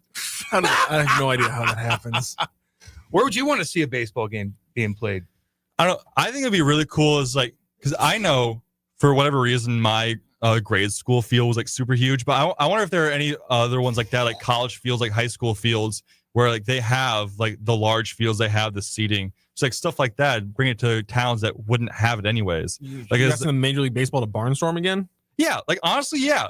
Like I don't know if University of Wyoming's field is big enough. Play an MLB game there. Places where you don't get an MLB game. Yeah, that's kind of gonna move the needle. Go ahead. How about this in a zoo? Where there's wild animals on the fringes. Ready? Yeah. You know what? I like your idea of Montana, but I'm going to move it a little bit east. That's the Midwest. No, it's not. We're putting a field on top of Mount Rushmore, and we're playing a game on Mount Rushmore. I like it. Absolutely. I like it. Hit one off of Jefferson's face. Somebody said the moon. That'd be kind of cool. The moon. Rules are going to be a little bit different. Can I have to kind of adapt there? Rock, did we land on the moon? Yes, we landed on the moon, Okay, Cam. just asking you. A lot of people don't think we did. Well, no, I think the question you got to ask, Cam, was the titular moon landing real? Because we've been to the moon, undoubtedly, since then. There's American flags up there. There are India's been there. China's been there. Well, there's relays that you can hit with lasers and satellite relays up there. Like, we've undoubtedly been to the moon. Did we go to the moon on July 20th, 1969? Yes. Yeah, probably. I was going to say, Yes. It seems like, I didn't like where we were going with that. I was worried. I think we did. You watch the video, you're like, ooh. Like, I don't know. It just seems like a lot for that time period, man, just to put that thing together. Which you could punch right through it. What would the benefit of staging that? That's what I always wonder. Like, I understand we're competing against the Russians. That's it. And Yeah, it's like the Russians would know when they get there, like, hey, there's not actually a U.S. flag here. They would have immediately blown the whistle if it wasn't real. Right. Unless we still It just seems the cost of getting caught for something that big would outweigh whatever benefit there was. You know, I agree. Now everybody really doesn't trust you. But yeah, I mean, Russia was going gangbusters into space, and then they had a couple tragedies, had a couple bad ones that blew up, right? I mean, it slowed them down a little bit, but anyway, yeah, that'd be kind of cool. So, trying to think, when did the Russians claim they hit the moon in the first time? Let's find 66. Wait, what? That's when they got to space because we got to the moon first. That was the whole thing. They got to space first, but we got to the moon first. Lunar rover deployment. Oh, that must have been Hold on a second. This is I wish I don't know this. I And feel they're like I should know when the Russians claim they landed on the moon for the first time. And then NASA just started pumping out rockets left and right, and then people just didn't really care that much because it was happening so frequently. And then I think the Russians claimed that after they claimed that Putin had scored 9 goals in a hockey. He did I think actually it was score. the same way. He did actually score 9 goals, but they gave him the goals. Unlike Kim Jong-un, who said he had 12 hole-in-ones. He's a damn good golfer. Look at his body. Have you guys ever seen the North Korean basketball rules? There's like it's like 4 points for half courts. There's like 10 points for dunks. It's insane. I'll have to look it up again. Well, Kate and I are thinking about going there because they're building that brand new water park to attract tourism. So we might check it out. Looks pretty cool because I love water parks. Seriously, the Ramsey Show is the best program Lou Info has going. Tons of useful information to help anyone get their finances in order. Tell me you've got to take it. Tell me you've given it a listen. No, not yet. But I always hear the last 15, 20 minutes when I come in the morning because I am the board operator for Vic Faust's show Arch City Now in the morning. And so when I get here, the last 15, 20 minutes of it is playing. So I always hear the last few minutes of it. I mean, it seems like it would help people with them if they are having financial issues. So, oh yeah, a lot of people do, and you do learn, man. You could learn a lot from a lot of people. Rock and Eli seem like the type that are triggered by Gene ads. Were you triggered by Sophie? I'm sorry, what's her name? Sydney Sweeney. Of course, you were triggered by that. Oh yeah, absolutely. I mean, having jeans on my TV screen is ridiculous. Yeah. I only wear shorts. This is July. This is August. Gosh darn it! Yeah, show me shorts. Yeah, that's true. That is true. Why didn't they land on the dark side of the moon? Good question. Well, because there's no light. You got to be able to see where you're going. Come on now. Let's see here. Get him in. Nick Kyprios has the most punchable face. Goalie running piece of crap. Oh, yeah, man. We got him. Andy and I had him on, and he admitted that he did fall on Grand Fear on purpose. Yeah. We backed him into a corner. He's like, yeah, fine, I did do it. Is that what you want to hear? I did run into him. I did it on purpose. You can't handle the truth. Exactly. It was just Wait, like you that. did that? Wait, you caught him like Tom Cruise caught Colonel. Yes. I Charlie Marlowe'd him. We backed him into a corner, kept digging, and finally he blew up on us. Here, no other country has put an astronaut on the moon before. Russia's never put Russia never put a cosmonaut on the surface of the moon. Okay. And so you could argue that we faked the first one to win the race, and then we've done it since then because the Russians at no point post 69 have been able to prove us that we didn't go up there until maybe we went up there in like 72 and actually placed like the flag and the relays and things like that. So yeah, no other country. And I apologize. I was looking for this on the internet. Aaron was in the chat on the YouTube saying no other country ever landed on the moon. Yeah, he's correct. There are 12 American astronauts who have walked on the moon. They are the only humans to ever have done it. But Russians had like rovers and stuff on there, didn't they though? Right, yeah, no. Plenty of countries have had unmanned soft landings on the moon. Japan, China, United States, India, Luxembourg tried one. What the hell? Luxembourg get more of a country first. It seems like that's the majority. Those countries are the main ones who have tried it. But yeah, we're the only ones who actually put humans on. America, we're the best. Yeah, baby. Yeah, baby. I like that attitude. I like that attitude from you, Rock. Get some people on the moon before you try talking down to us. There it is, right there. Good Lord. Do you think we'll try flying a rocket, you pores? In our lifetime, will we see somebody a human land on Mars? No, absolutely not. It's not happening in our lifetime. It's a complete pipe dream. Elon Musk is a fool. Oh, wow. Hey-o. Wow, Rock. That bell was for Aaron, by the way. That bell was for Aaron, who got us 100% right, who had it before anybody else did. No other human beings have walked on the moon other than Americans. How long would it take for us to get there? To Mars? I think it's like 4 months. Traveling at the speed of light? Is that your question? Or traveling at like the highest like measured speed that we could get a rocket to based on the jet fuel we have and the propulsion, like slingshotting through like off the moon or something like that. Like which one are you talking about? Like top speed for like a Dodge Dart. It's going to take a few thousand years. I don't know how fast those things go. By the way, I wrote down Dodge Dart last night. Nice. Is that? I mean, what is the speed that they get to the moon? If they went at that rate, how long would it take them to get to Mars? There's entirely too much math happening this early in the morning. I thought Elon said about 4 months. Sounds right-ish, but I have absolutely no basis for that. Because my worldview 6 to 9 months. 6 to 9 months. Okay. That's doable. Didn't we have astronauts stranded up there that they went up there like Gilligan for a 3-hour tour, and then they were up there for like 7 months? Yeah, but we were able to sustain. Yeah, but we have we have a space station, and they were able to I think they were able to send up resupplies. Yeah, and so you have everything you need to be able to live up there. It's not comfortable, but oh god, you can resupply them with food and things like that. You could also make sure you have plenty of snacks for a 4-month trip or whatever. The issue is the weight. Get some Pop-Tarts in there, things that'll last. The issue is the weight. We can't. So how much fuel you would need to propel you on that journey is too much fuel, and all the supplies you would need to actually get a rocket off of Earth and into the atmosphere. It's just the math is broken. It doesn't work. It's impossible right now based on everything we know about propulsion, fuel, energy. It's an impossibility right now. It can't work. Did you see Elon's rocket land and get in that little circle and all that? If you believe that's true, then you can't call that guy an idiot. You could disagree with him on a lot of things, but if he says it's possible, I would tend to believe that. I'm not saying we're ready to do it, but it's possible. No, Mars colonization is a pipe dream, and I didn't say colonization. No one said no. Going there is a pipe dream. It's not going to happen. It's not going to happen in Elon's lifetime. It's not going to happen in Elon's grandchildren's lifetime. It's not happening.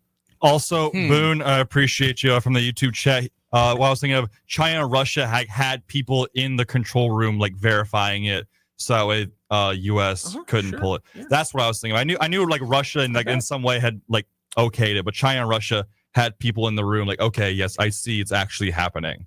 So that's what I was thinking. I appreciate you, Boone. Stanley Kubrick's a genius. Oh yeah, absolutely. That's all I'm saying. Would you? I thought it was Spielberg. No. Would you want to go on one of those rocket launches like Katy Perry did? Absolutely not. No. I'm cool with not going. I'm cool with it too. Keep me on the ground. I would love to see it, but I just my vertigo. I just don't know if I don't know if I'm down for the space tourism. My anxiety, dude. I don't know. I'd rather go into space than go into a submarine though, and go deep under the ocean. Oh yeah. With Stockton Rush. Well, no, I'm talking a real submarine, much like how the spaceships they're getting to are real. You had to tell me you're going either into the atmosphere or you're going to the Titanic depths. I'm taking the atmosphere every single time. I agree with that. I don't want to go down to the ocean. That terrifies me. It would be kind of cool to see the Titanic. I'm obsessed with it. But yeah, they both would terrify me. Dude, ocean terrifies me so much more than space. It's the scariest thing going. Oh my God, that's why. The scariest thing. It's the scariest thing going. Because it's here with us right now at all times. And we still don't know a lot about the ocean. I hate that. Oh yeah, no, it's only 1% of it's been explored or whatever. Yeah, a couple miss me with that. Man, man, dude. The Amazon jungle hasn't been explored. The deserts, really. What's underneath the desert? I don't know. What's underneath the desert? What about the UFO? What's underneath the desert? It used to be lush, especially the Sahara Desert was lush 5,000, 6,000 years ago, wasn't it? What were you saying, Jim? What about the UFOs that are based under the ocean? That's what they say. Ooh. I'd like to go to Area 51 and check it out. But they kill me. They're not going to let you. They kill me. You see that guy video the other day? The guy, he made the hike up to the mountains on the edge there, right in the edge, and he was filming everything. It's pretty interesting. So there's some activity going on. So the only way you could see what's going on at top secret bases if you're China and you buy the land right next to it, then you can. Then you're good. Yeah. That's right. It's all about a real estate game, Jim. In this country, we respect a real estate investment. All right. Don't you want to go to Area 51 and creep around and open doors and check things out and start jiggling door handles? I don't think I want to know. I think as I get older, ignorance really is bliss in some things. Oh, nah. And some things I agree, but I want to know about aliens. Hell yeah. I know aliens are real. I don't need to be told that. I mean, yeah. Obviously they're real. Go ahead, Jimmy. Yeah, I know. So I make jokes that I write ahead, and I also take my talking points from Tucker Carlson, as you know. Nice. But if you ever heard Tucker talk about aliens and that he said he knows what they are, and it's not as we believe, it's some sort of it was he said they were like spirits or angels or some weird, and that's when I kind of stopped listening to him. Well, for me, I think. The one thing I think he's trying to get at that I do think is interesting is that we just kind of assume that aliens are going to be carbon based and we're going to understand how they communicate and things like that.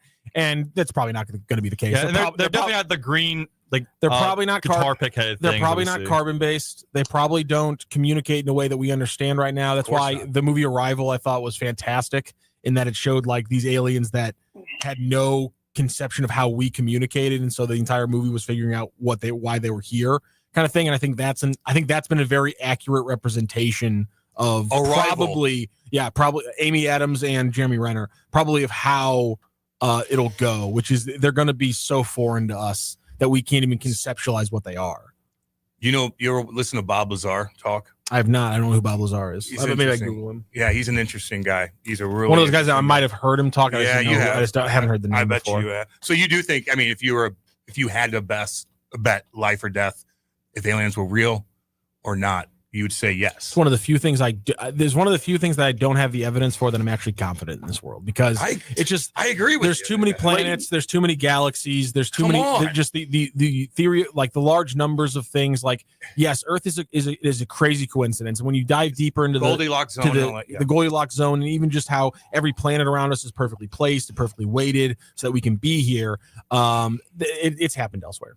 There's intelligent life. But there's a difference between believing there's life somewhere else. If the universe is infinite, of course, got to be there. There's probably, but have they been here? That's the question. I'm not so sure. It's never. Yeah, there's no way of knowing. I mean, we are very young compared to the lifetime of the universe. Yeah. So if a civilization formed similar to ours earlier on in the formation of the universe, they would be thousands and millions of years ahead of us technologically. It's insane to think about it. My brain's my brain's starting to hurt. I don't like this anymore. I'm not having. It's interesting. Rocky's getting inside his head. I don't like this. If there were a higher life form that we don't even understand that has been here, I tend to believe they would support Ollie Marmol as manager of the Cardinals. It's just my belief system. You believe they're logical beings? Yes. I agree. Yeah. I think so. Yeah. They'd look at this roster and say, "How did you? 500 with this group? This guy's good." So you think a lot of these government officials know about aliens, like for a fact? You think they know more than we do? Anybody that we see on TV, anybody really knows, read something, saw something somewhere? I'm sure they know more, just because I'm sure they have scientists and people who are working on these things. Like, the thing for me is, like, it blows my mind, is like radio waves. Like, they don't stop. Like, they get smaller, but you can still pick up radio waves from a galaxy ago. And kind of, and so, like, I'm sure they've intercepted stuff like that. To Jim's point, if they haven't been here, I bet you there is something where they've picked up some kind of, they're hearing something in the ether, and they're studying that, and that would terrify me to my absolute core. Oh, like they're getting. I want like to go to Area 51, dude, and go creep around. They're just getting the radio waves. Cam, give me the pass, the all-inclusive pass, and just let me go open doors, and Tucker can get us in, right? Tucker, hook me up, dude. Yeah, Jimmy, Tucker, I know you listen. Jimmy, with the Tucker thing, you're right. It's so, I don't know, out there. I kind of see his point, and I just kind of listen. I don't say that often with Tucker. Yeah, same. So I kind of see his point, though. It's like I don't it's think interesting. If there are aliens from another, like, we're not going to understand what they are. Yeah, they're he not. He basically said it was sort of biblical, if my recollection serves. And honestly, like, I don't hate that idea. That's kind of a Jesus kind of a was fun an way to look alien? at things. Well, not that one as much. That's the storyline now for the movie Alien. Oh, now that's one of the storylines now in the movies in the series Alien. Yeah, one of the storylines now is that is that Jesus was one of the like superhumans that they've like figured out, like, created everything, and they placed him here on Earth. Oh, hell yeah. And we killed him, and so that's why they were on their way. That's why like the progenitors, people who like created the alien and everything in the mythos of the movies. That's why they were on their way to Earth to destroy Earth, because they were mad at us. That's incredible. It's from a deleted scene that they thought made the movies too complicated, but it actually like makes the entire like lore across all the Alien movies like make kind of sense. Oh, that's incredible. What movie started that though? Which Alien? It was the deleted scene in Prometheus. Because the Prometheus is the one where they're on the, I'm blanking on the name of the species that they've like the Makers or something like that. I can't remember the name of them, but they're on like the ship that was on its way to Earth that was originally sent out the signal from the original Alien movie that sent them to the ship that got infected by that whole thing. So it's like it connects in a bunch of different ways, but that actually 100% is what I think David Lynch is the writer of those movies, has done with the Alien franchise. Yeah. Interesting. That was one of the scariest movies ever. The original one? 1979, Sigourney Weaver. Only recently sat down and watched it. Fantastic. It's timeless. I'm not a big thriller horror guy. Fantastic. How they created the way they created those aliens was the scariest damn thing you can imagine. Scariest, that thing that comes out of its mouth like all the saliva. You can't kill it, and all of a sudden all the acid starts burning. Oh my god! What's fascinating about Alien is so Alien 2. Aliens, and that's the one. And that's the one. Incredible. That's the one where they're stuck on the ship with multiple ones. Yes, I think. Yeah. And the video. Okay, so the video game version of that game, scary. It's the first. It was the first ever video game to use what now. Not I don't want to say generative AI because that's what people think like ChatGPT is, but it was one of the first games to use like a really complicated AI system where the alien would learn where you like to hide, and would start checking those places later on in the game. So, like, if you liked hiding under a desk and it worked to get you away from the alien earlier on in the game, the alien would then look under desks more often later in the game. Scary. The game's terrifying. I've watched playthroughs. It's horrible. One of the coolest games ever made. You can't kill it. It's fascinating. You just have to hide the whole time. You just have to hide the whole time. I can't deal with it. It's a fascinating game. It'll have your blood pressure up just watch. It's one of the only times I've actually enjoyed watching another person play a video game is I've gone on YouTube and watched the playthroughs. It's fascinating. I'm not a big Aliens franchise guy until I got into it in the last few years because of the newest one. Yeah. It's fantastic series with a lot of cool lore and also how it gets made and how it changed American film. Also a pretty fascinating franchise. Interesting, man. Yeah. God, that video game. Oh, God. Grown men should not wear shorts. Rock. I hate that. Okay, Tuna. I hate that take. Oh, yeah, Tuna says that too, doesn't he said, me and him argue on air every single day about it. I hate it so much. It's like, Don, don't wear shorts, Rocchio. Oh, yeah, no. That's that quote he always uses. Okay. I hate it. Here's my thing. So dumb. There's a lot of things that the Dons don't apparently do in that culture. Those are not men you want to take your advice from. They're not good partners, is all I'm saying. They're not good partners. I get you. Well, if that's the kind of man you are. Well, in both the domestic and the business sense. Hang out with DJ Khaled all you want, you bunch of losers. Oh, man. Rocky was wow, today, he's folks. fired up today, baby. Son of a gun. The heck's going on around the here? dumbest stuff. I got your brain rattled today just talking about aliens and the moon and good God. Walking to pubs this morning and noticed the Hummer is finally gone. Is it out getting rebranded with the Lou info? I don't know where that 590 Hummer is. There were two of them. Rock used to drive that thing around. Oh my God, that thing was hell. That's right. You were driving that thing around. Oh no! I mean, dangerous as hell. How many miles are on that thing? When I have no idea. I don't know if it has that many miles on it. Just it doesn't get driven a lot. Yeah, that's fair. That thing looked beat up by the end of it. Oh, yeah, let's see. What percentage of this lineup would anyone feel comfortable bringing back next year? Still thought they should have traded a couple more at the deadline, or going to have to in the off season. So, what percentage of this lineup would you feel comfortable bringing back next year? I'm keeping Wynn. I'm keeping Burley. I mean, they're keeping them all now, apparently. But I would have thought they would have made a couple of moves to ease the redundancy. Yeah. But as I said on Twitter, it's easy to say that until you realize you don't even know what the offers were. So if everyone knows you're trading some left-handed bats, maybe the offers aren't giving you enough in return to make it worth doing. You don't know that. It's easy to speculate, but you know, people are like, oh, they could have gotten a haul based on this trade market. I don't know that. And so they decided not to move position players. But the one guy I'm not moving is Wynn, because I think he's going to be really good. I like Burley. I like Donnie. But I mean, you got to balance out that lineup somehow, and you need some damage in there. Need that big bopper. Yeah, it's problematic. But I mean, you can be mad about this lineup all you want, but I mean, there's, like to Jim's point, there's a lot of guys who are going to be here next year, and I think you can see shifts in a couple spots. But I mean, what is this? I don't see them pivoting away from a guy like Victor Scott II, and he's been really struggling since the break, batting 184. And he needs to. We had a text earlier. Why is he not putting the ball on the ground? I really like what Victor Scott can do. I like when he's bunting for hits. Obviously, anytime he gets on base, he is a weapon on the base path. So I want to stick with him and see what he can do. I understand there's some people who see a sub 200 batting average, sub 220, and just want to throw the player on the scrap pile and never come back to them again. That's an unrealistic expectation. And a lot of these guys who you're mad about this year, they're going to be part of the Cardinals lineup next year. That's just the fact of the matter. And Gorman, and a unique skill set. Gorman has that because he's got power. He's done it at the major league level, hasn't found it. But you're not going to give those guys away. But again, I am surprised that they didn't trade any of those guys, based on not enough runway. Yeah, and they've made the change to get some more runway for those guys, and obviously now because it just kind of happens out of nowhere. Gorman's kind of gets thrown into the fire. He played a lot of third base. Eli talked about it earlier. That's his natural position, but he hasn't been playing third base much in the majors. He's never started 3 games in a row at third base in the majors until this weekend.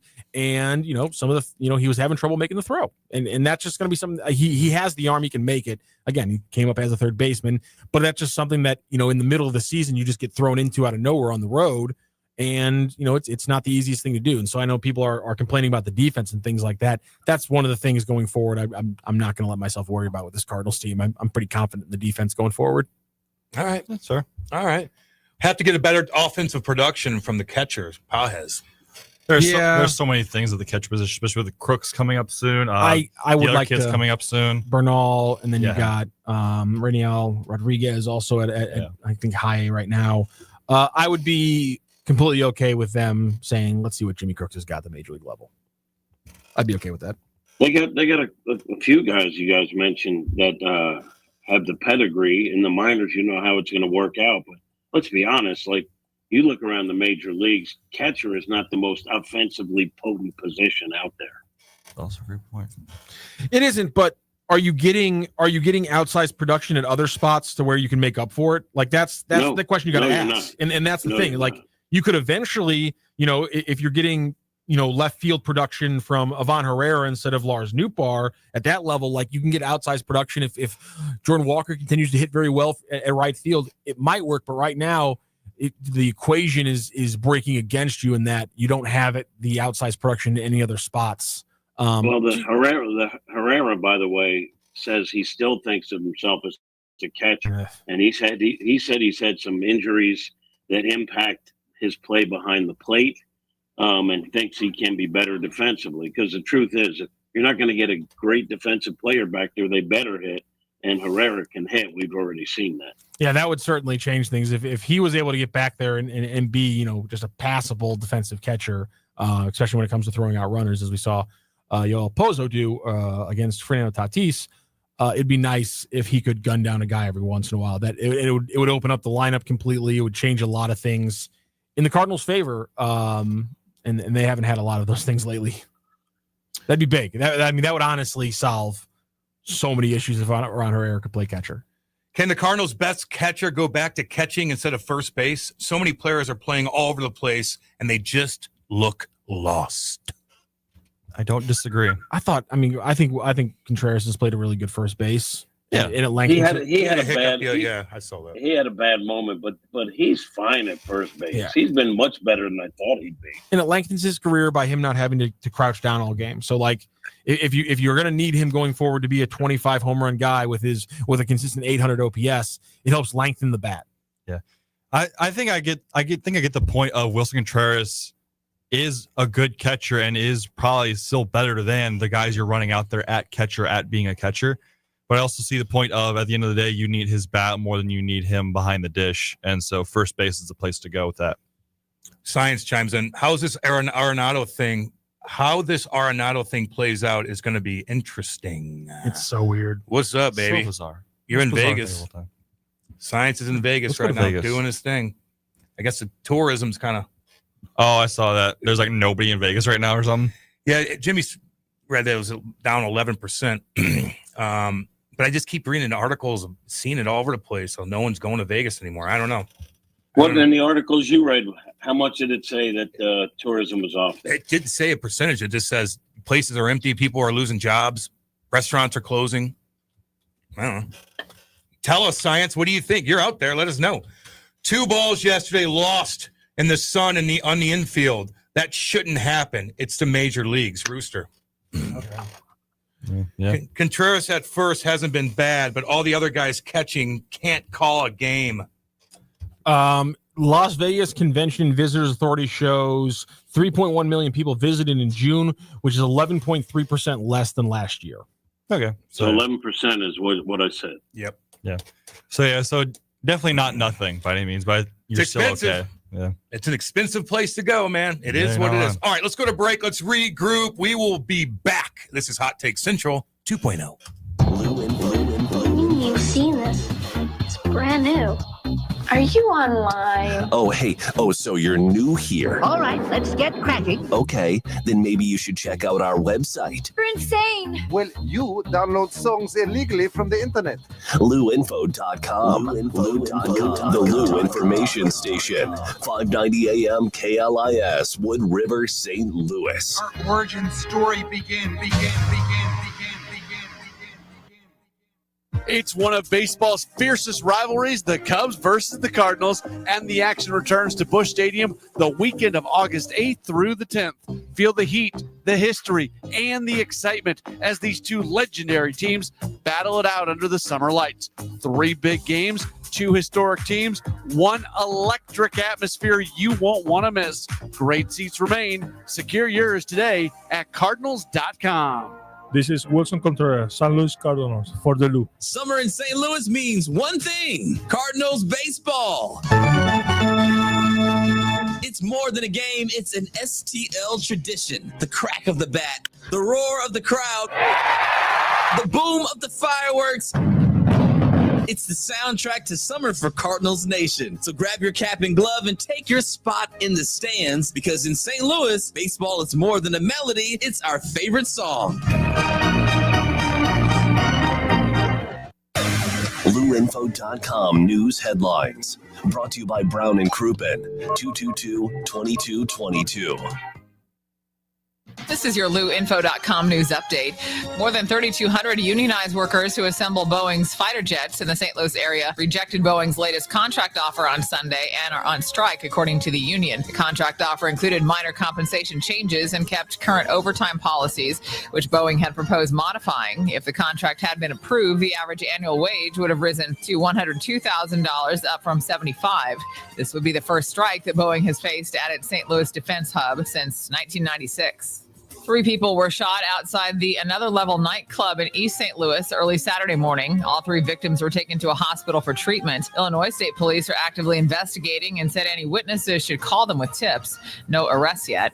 Heavy rain in late July in Lincoln County did major damage to the Ellsbury VFW post 9064, impacting about 100 veterans who now need a place to gather. They're collecting donations via GoFundMe to try to rebuild and move on. For the Lou Information Station, streaming 24/7 at LouInfo.com. I'm Jen Austin. Now, LouInfo.com weather.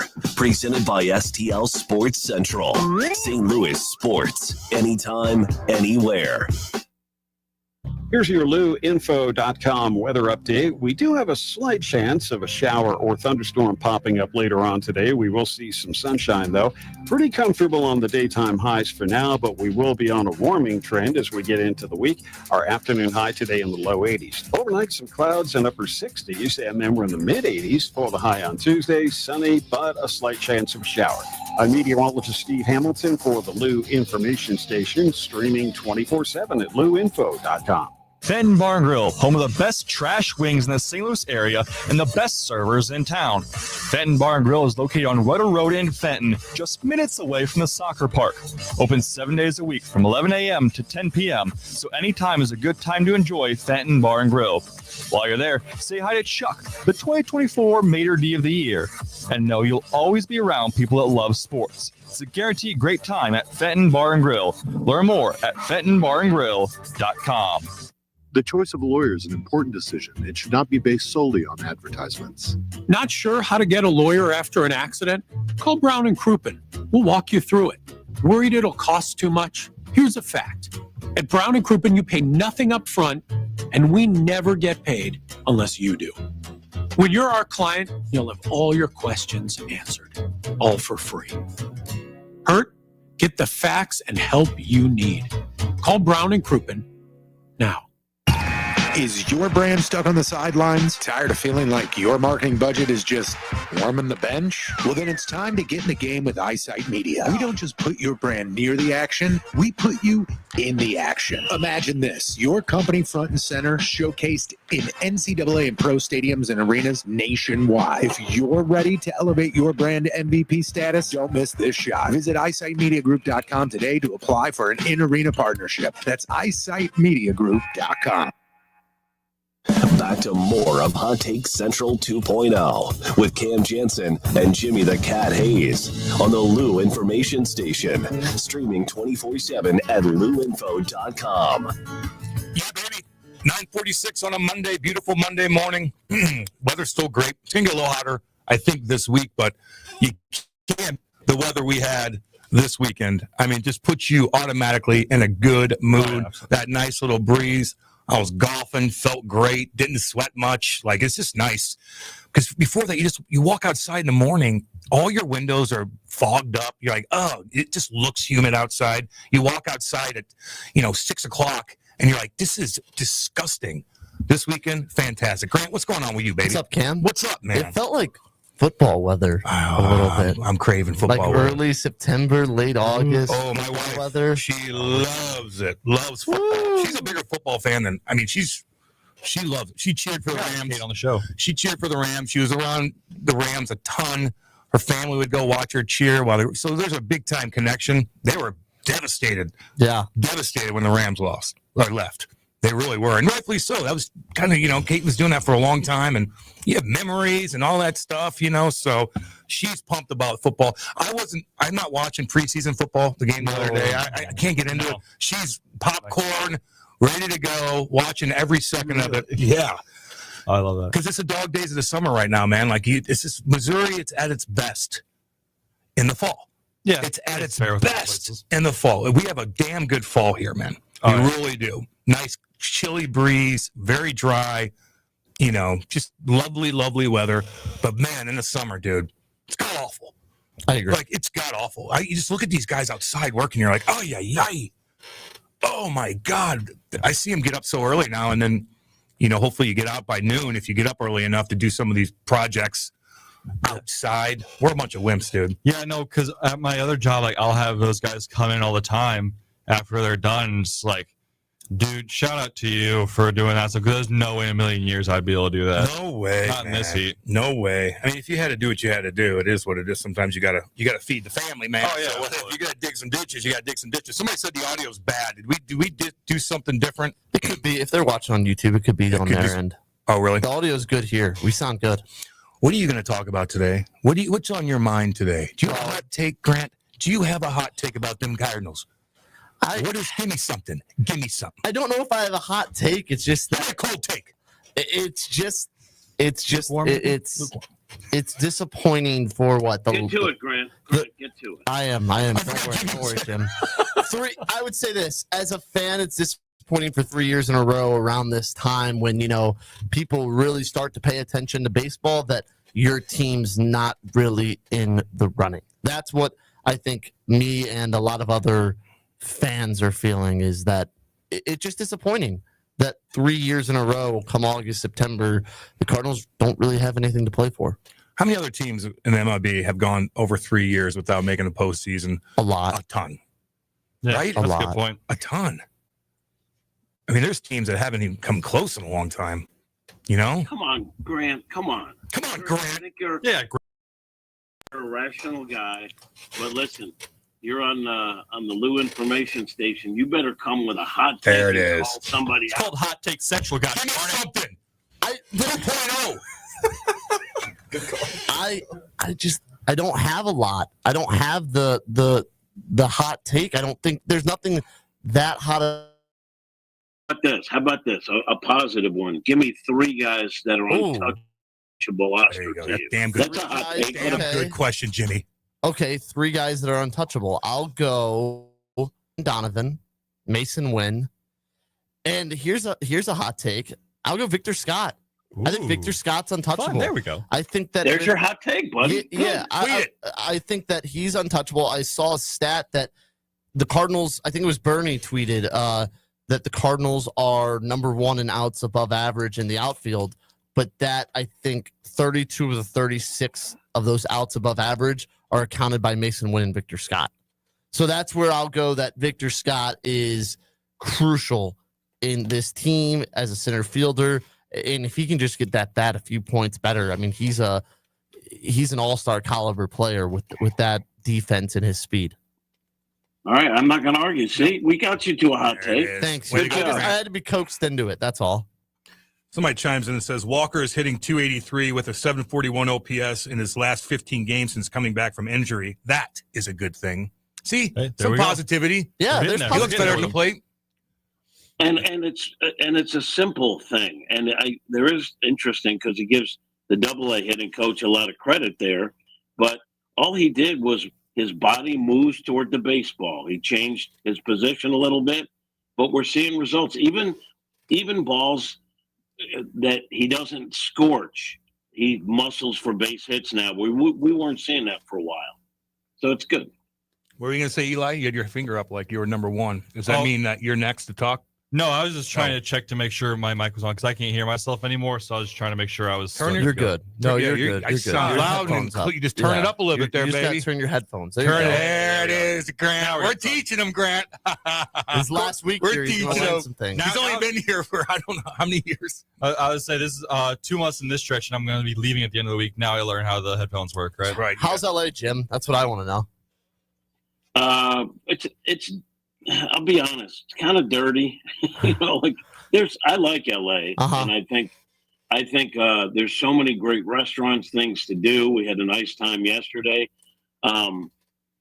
If you're going to live here and be happy, you got to have a lot of money. I think that's my hot take. Like, if you're struggling to get by, right, this isn't the city for you. Where would you rather be poor in? Not poor, but struggling for money. LA or New York? Whew, man. I'd say LA because it's nicer weather. At least you're struggling in some nice weather. If you're struggling in New York, you're 6 months of the year. Easier to get around in New York. You know what I mean? LA, you got to drive. Yeah, I don't know. I love the subway, man. The vibes are a little better in LA. The weather's nicer. There's the ocean right there. It's hard to disagree with that. You know what I mean? It's hard to disagree with that. I don't know where you would, if you're better off as far as housing and I don't know that the day-to-day stuff, which would be more difficult to deal with in New York or in LA. I don't know. Both very difficult, I would say. I mean, New York. And also some of the greatest food in the world. So either one, if you can afford it, you're going to eat well. Yeah. Yeah, but you can't. Yeah, you can't struggling by. You're struggling, man. You know what I mean? Like, you're going to get a tiny house in LA and you're going to get a crappy apartment in New York. What would you rather have? Probably a tiny house. I don't know if you can find a house. It'd be very, very, very difficult if you didn't have that much money to even get a house in LA. Yeah, no. 1.5 million for a tiny house. Yeah, no. A friend of mine moved out to LA. He's doing some work for a movie studio. He's like, it's peanut butter and jelly sandwich is pretty much 10 meals a week. But I feel like in both places you have a ton of struggling people that move there to seek opportunity. Boy, there is like a lot. If you can conquer New York, you can conquer anything, baby. Yeah, you're right. How's Dodger Stadium, Jim? Does that rank? That's such a historic stadium. Does that one of rank my high? favorites? Okay, it's one of my favorites because it's got a vintage feel, but it's not like old, and the weather's great, and it just looks like baseball to me. I love Dodger Stadium. I love going there. Love it. What about San Diego? San Diego's great. The weather's great. The ballpark is awesome, and the hotel is connected, so you can get to your hotel by going over a skywalk. Wow. Which is pretty convenient too. Both great ballparks. I will say though, if you did have coin, San Diego would be. I mean, it's awesome there. We were talking about that. Like, where do we go if you had coin? Where would you go for the St. Louis summers because it's so brutal here? Like, Michigan, man, place there. No, it's San Diego. 72 every day with no humidity. Or like, you don't get that humidity. It's unbelievable. Or like Monterey, Carmel. That's like where's that at? Like a little outside San Francisco. A little chilly. It's kind of think about this. Yeah. When I first got with Fox and had to come to LA for some like meetings or whatever, my wife and I went in the Hollywood Hills, the most beautiful, pristine house in the hills for $999,000. That house today was probably worth $10 million. Oh, yeah, easily. What year was that? That had to be what 25 years ago, says he. 25 years ago. Man, Oh man, you want to let Big Boy in? The Big Boy, Vic. Oh, Vic's Look here. at Big. He's gonna bang down the door. God, he's jacked. So I was like, he has the muscles to do He it. is Shoot. big. Looks young. He's an athlete, man. I'm sure he still could. You cruise excited around. to see Shohei, Jim? Isn't he pitching Wednesday? I didn't even look at I hope so. I thought his arm was a little messed up. I but believe he's on the probable list as of now. I'm excited. Look, anytime you see that guy play, it's Oh, going to be man. awesome. I'm looking forward. And their lineup is star-studded, and it's at Dodger Stadium. I'm just hoping the boys can put up a good fight and maybe win a couple of these. That's what I'm hoping for. Sonny Gray goes tonight. Yeah, he's due for one. No humidity, good weather. He should be fine. Yeah. What Won't do you be think too about those hot. comments? Because everybody else is going through it too. He was too sweaty. His hands are sweaty. But it was in reaction. He wasn't really blaming it. I asked him. He threw more changeups in his last start, and he had said in the one before he's going to try more things. So I asked if that's one of the things he was trying, and he said no. It was one of the pitches that worked because his hands were so sweaty. He wasn't. He actually said that in response to a question. He didn't put it out there as an excuse. In all fairness. Okay. Let's get one more in here, and then we're gonna go. Let's see here. Like when it's 95 degrees and the heat index is 100 plus, it's miserable. As soon as you step outside, it just hits you like a train, and you start dripping sweat. Oh yeah, it's miserable stuff. But listen, the weather's pretty damn good right now. It's nice in LA. Jimmy, enjoy yourself. We'll be watching. Grant, thank you for jumping in. Eli, thank you for jumping in. We'll see everybody tomorrow, 8 to 10, Hot Take Central 2.0. There's a new way to travel, and it's one of the oldest forms of transportation. Travel by train. Yes, consider traveling around the United States on Amtrak. Traveling by train.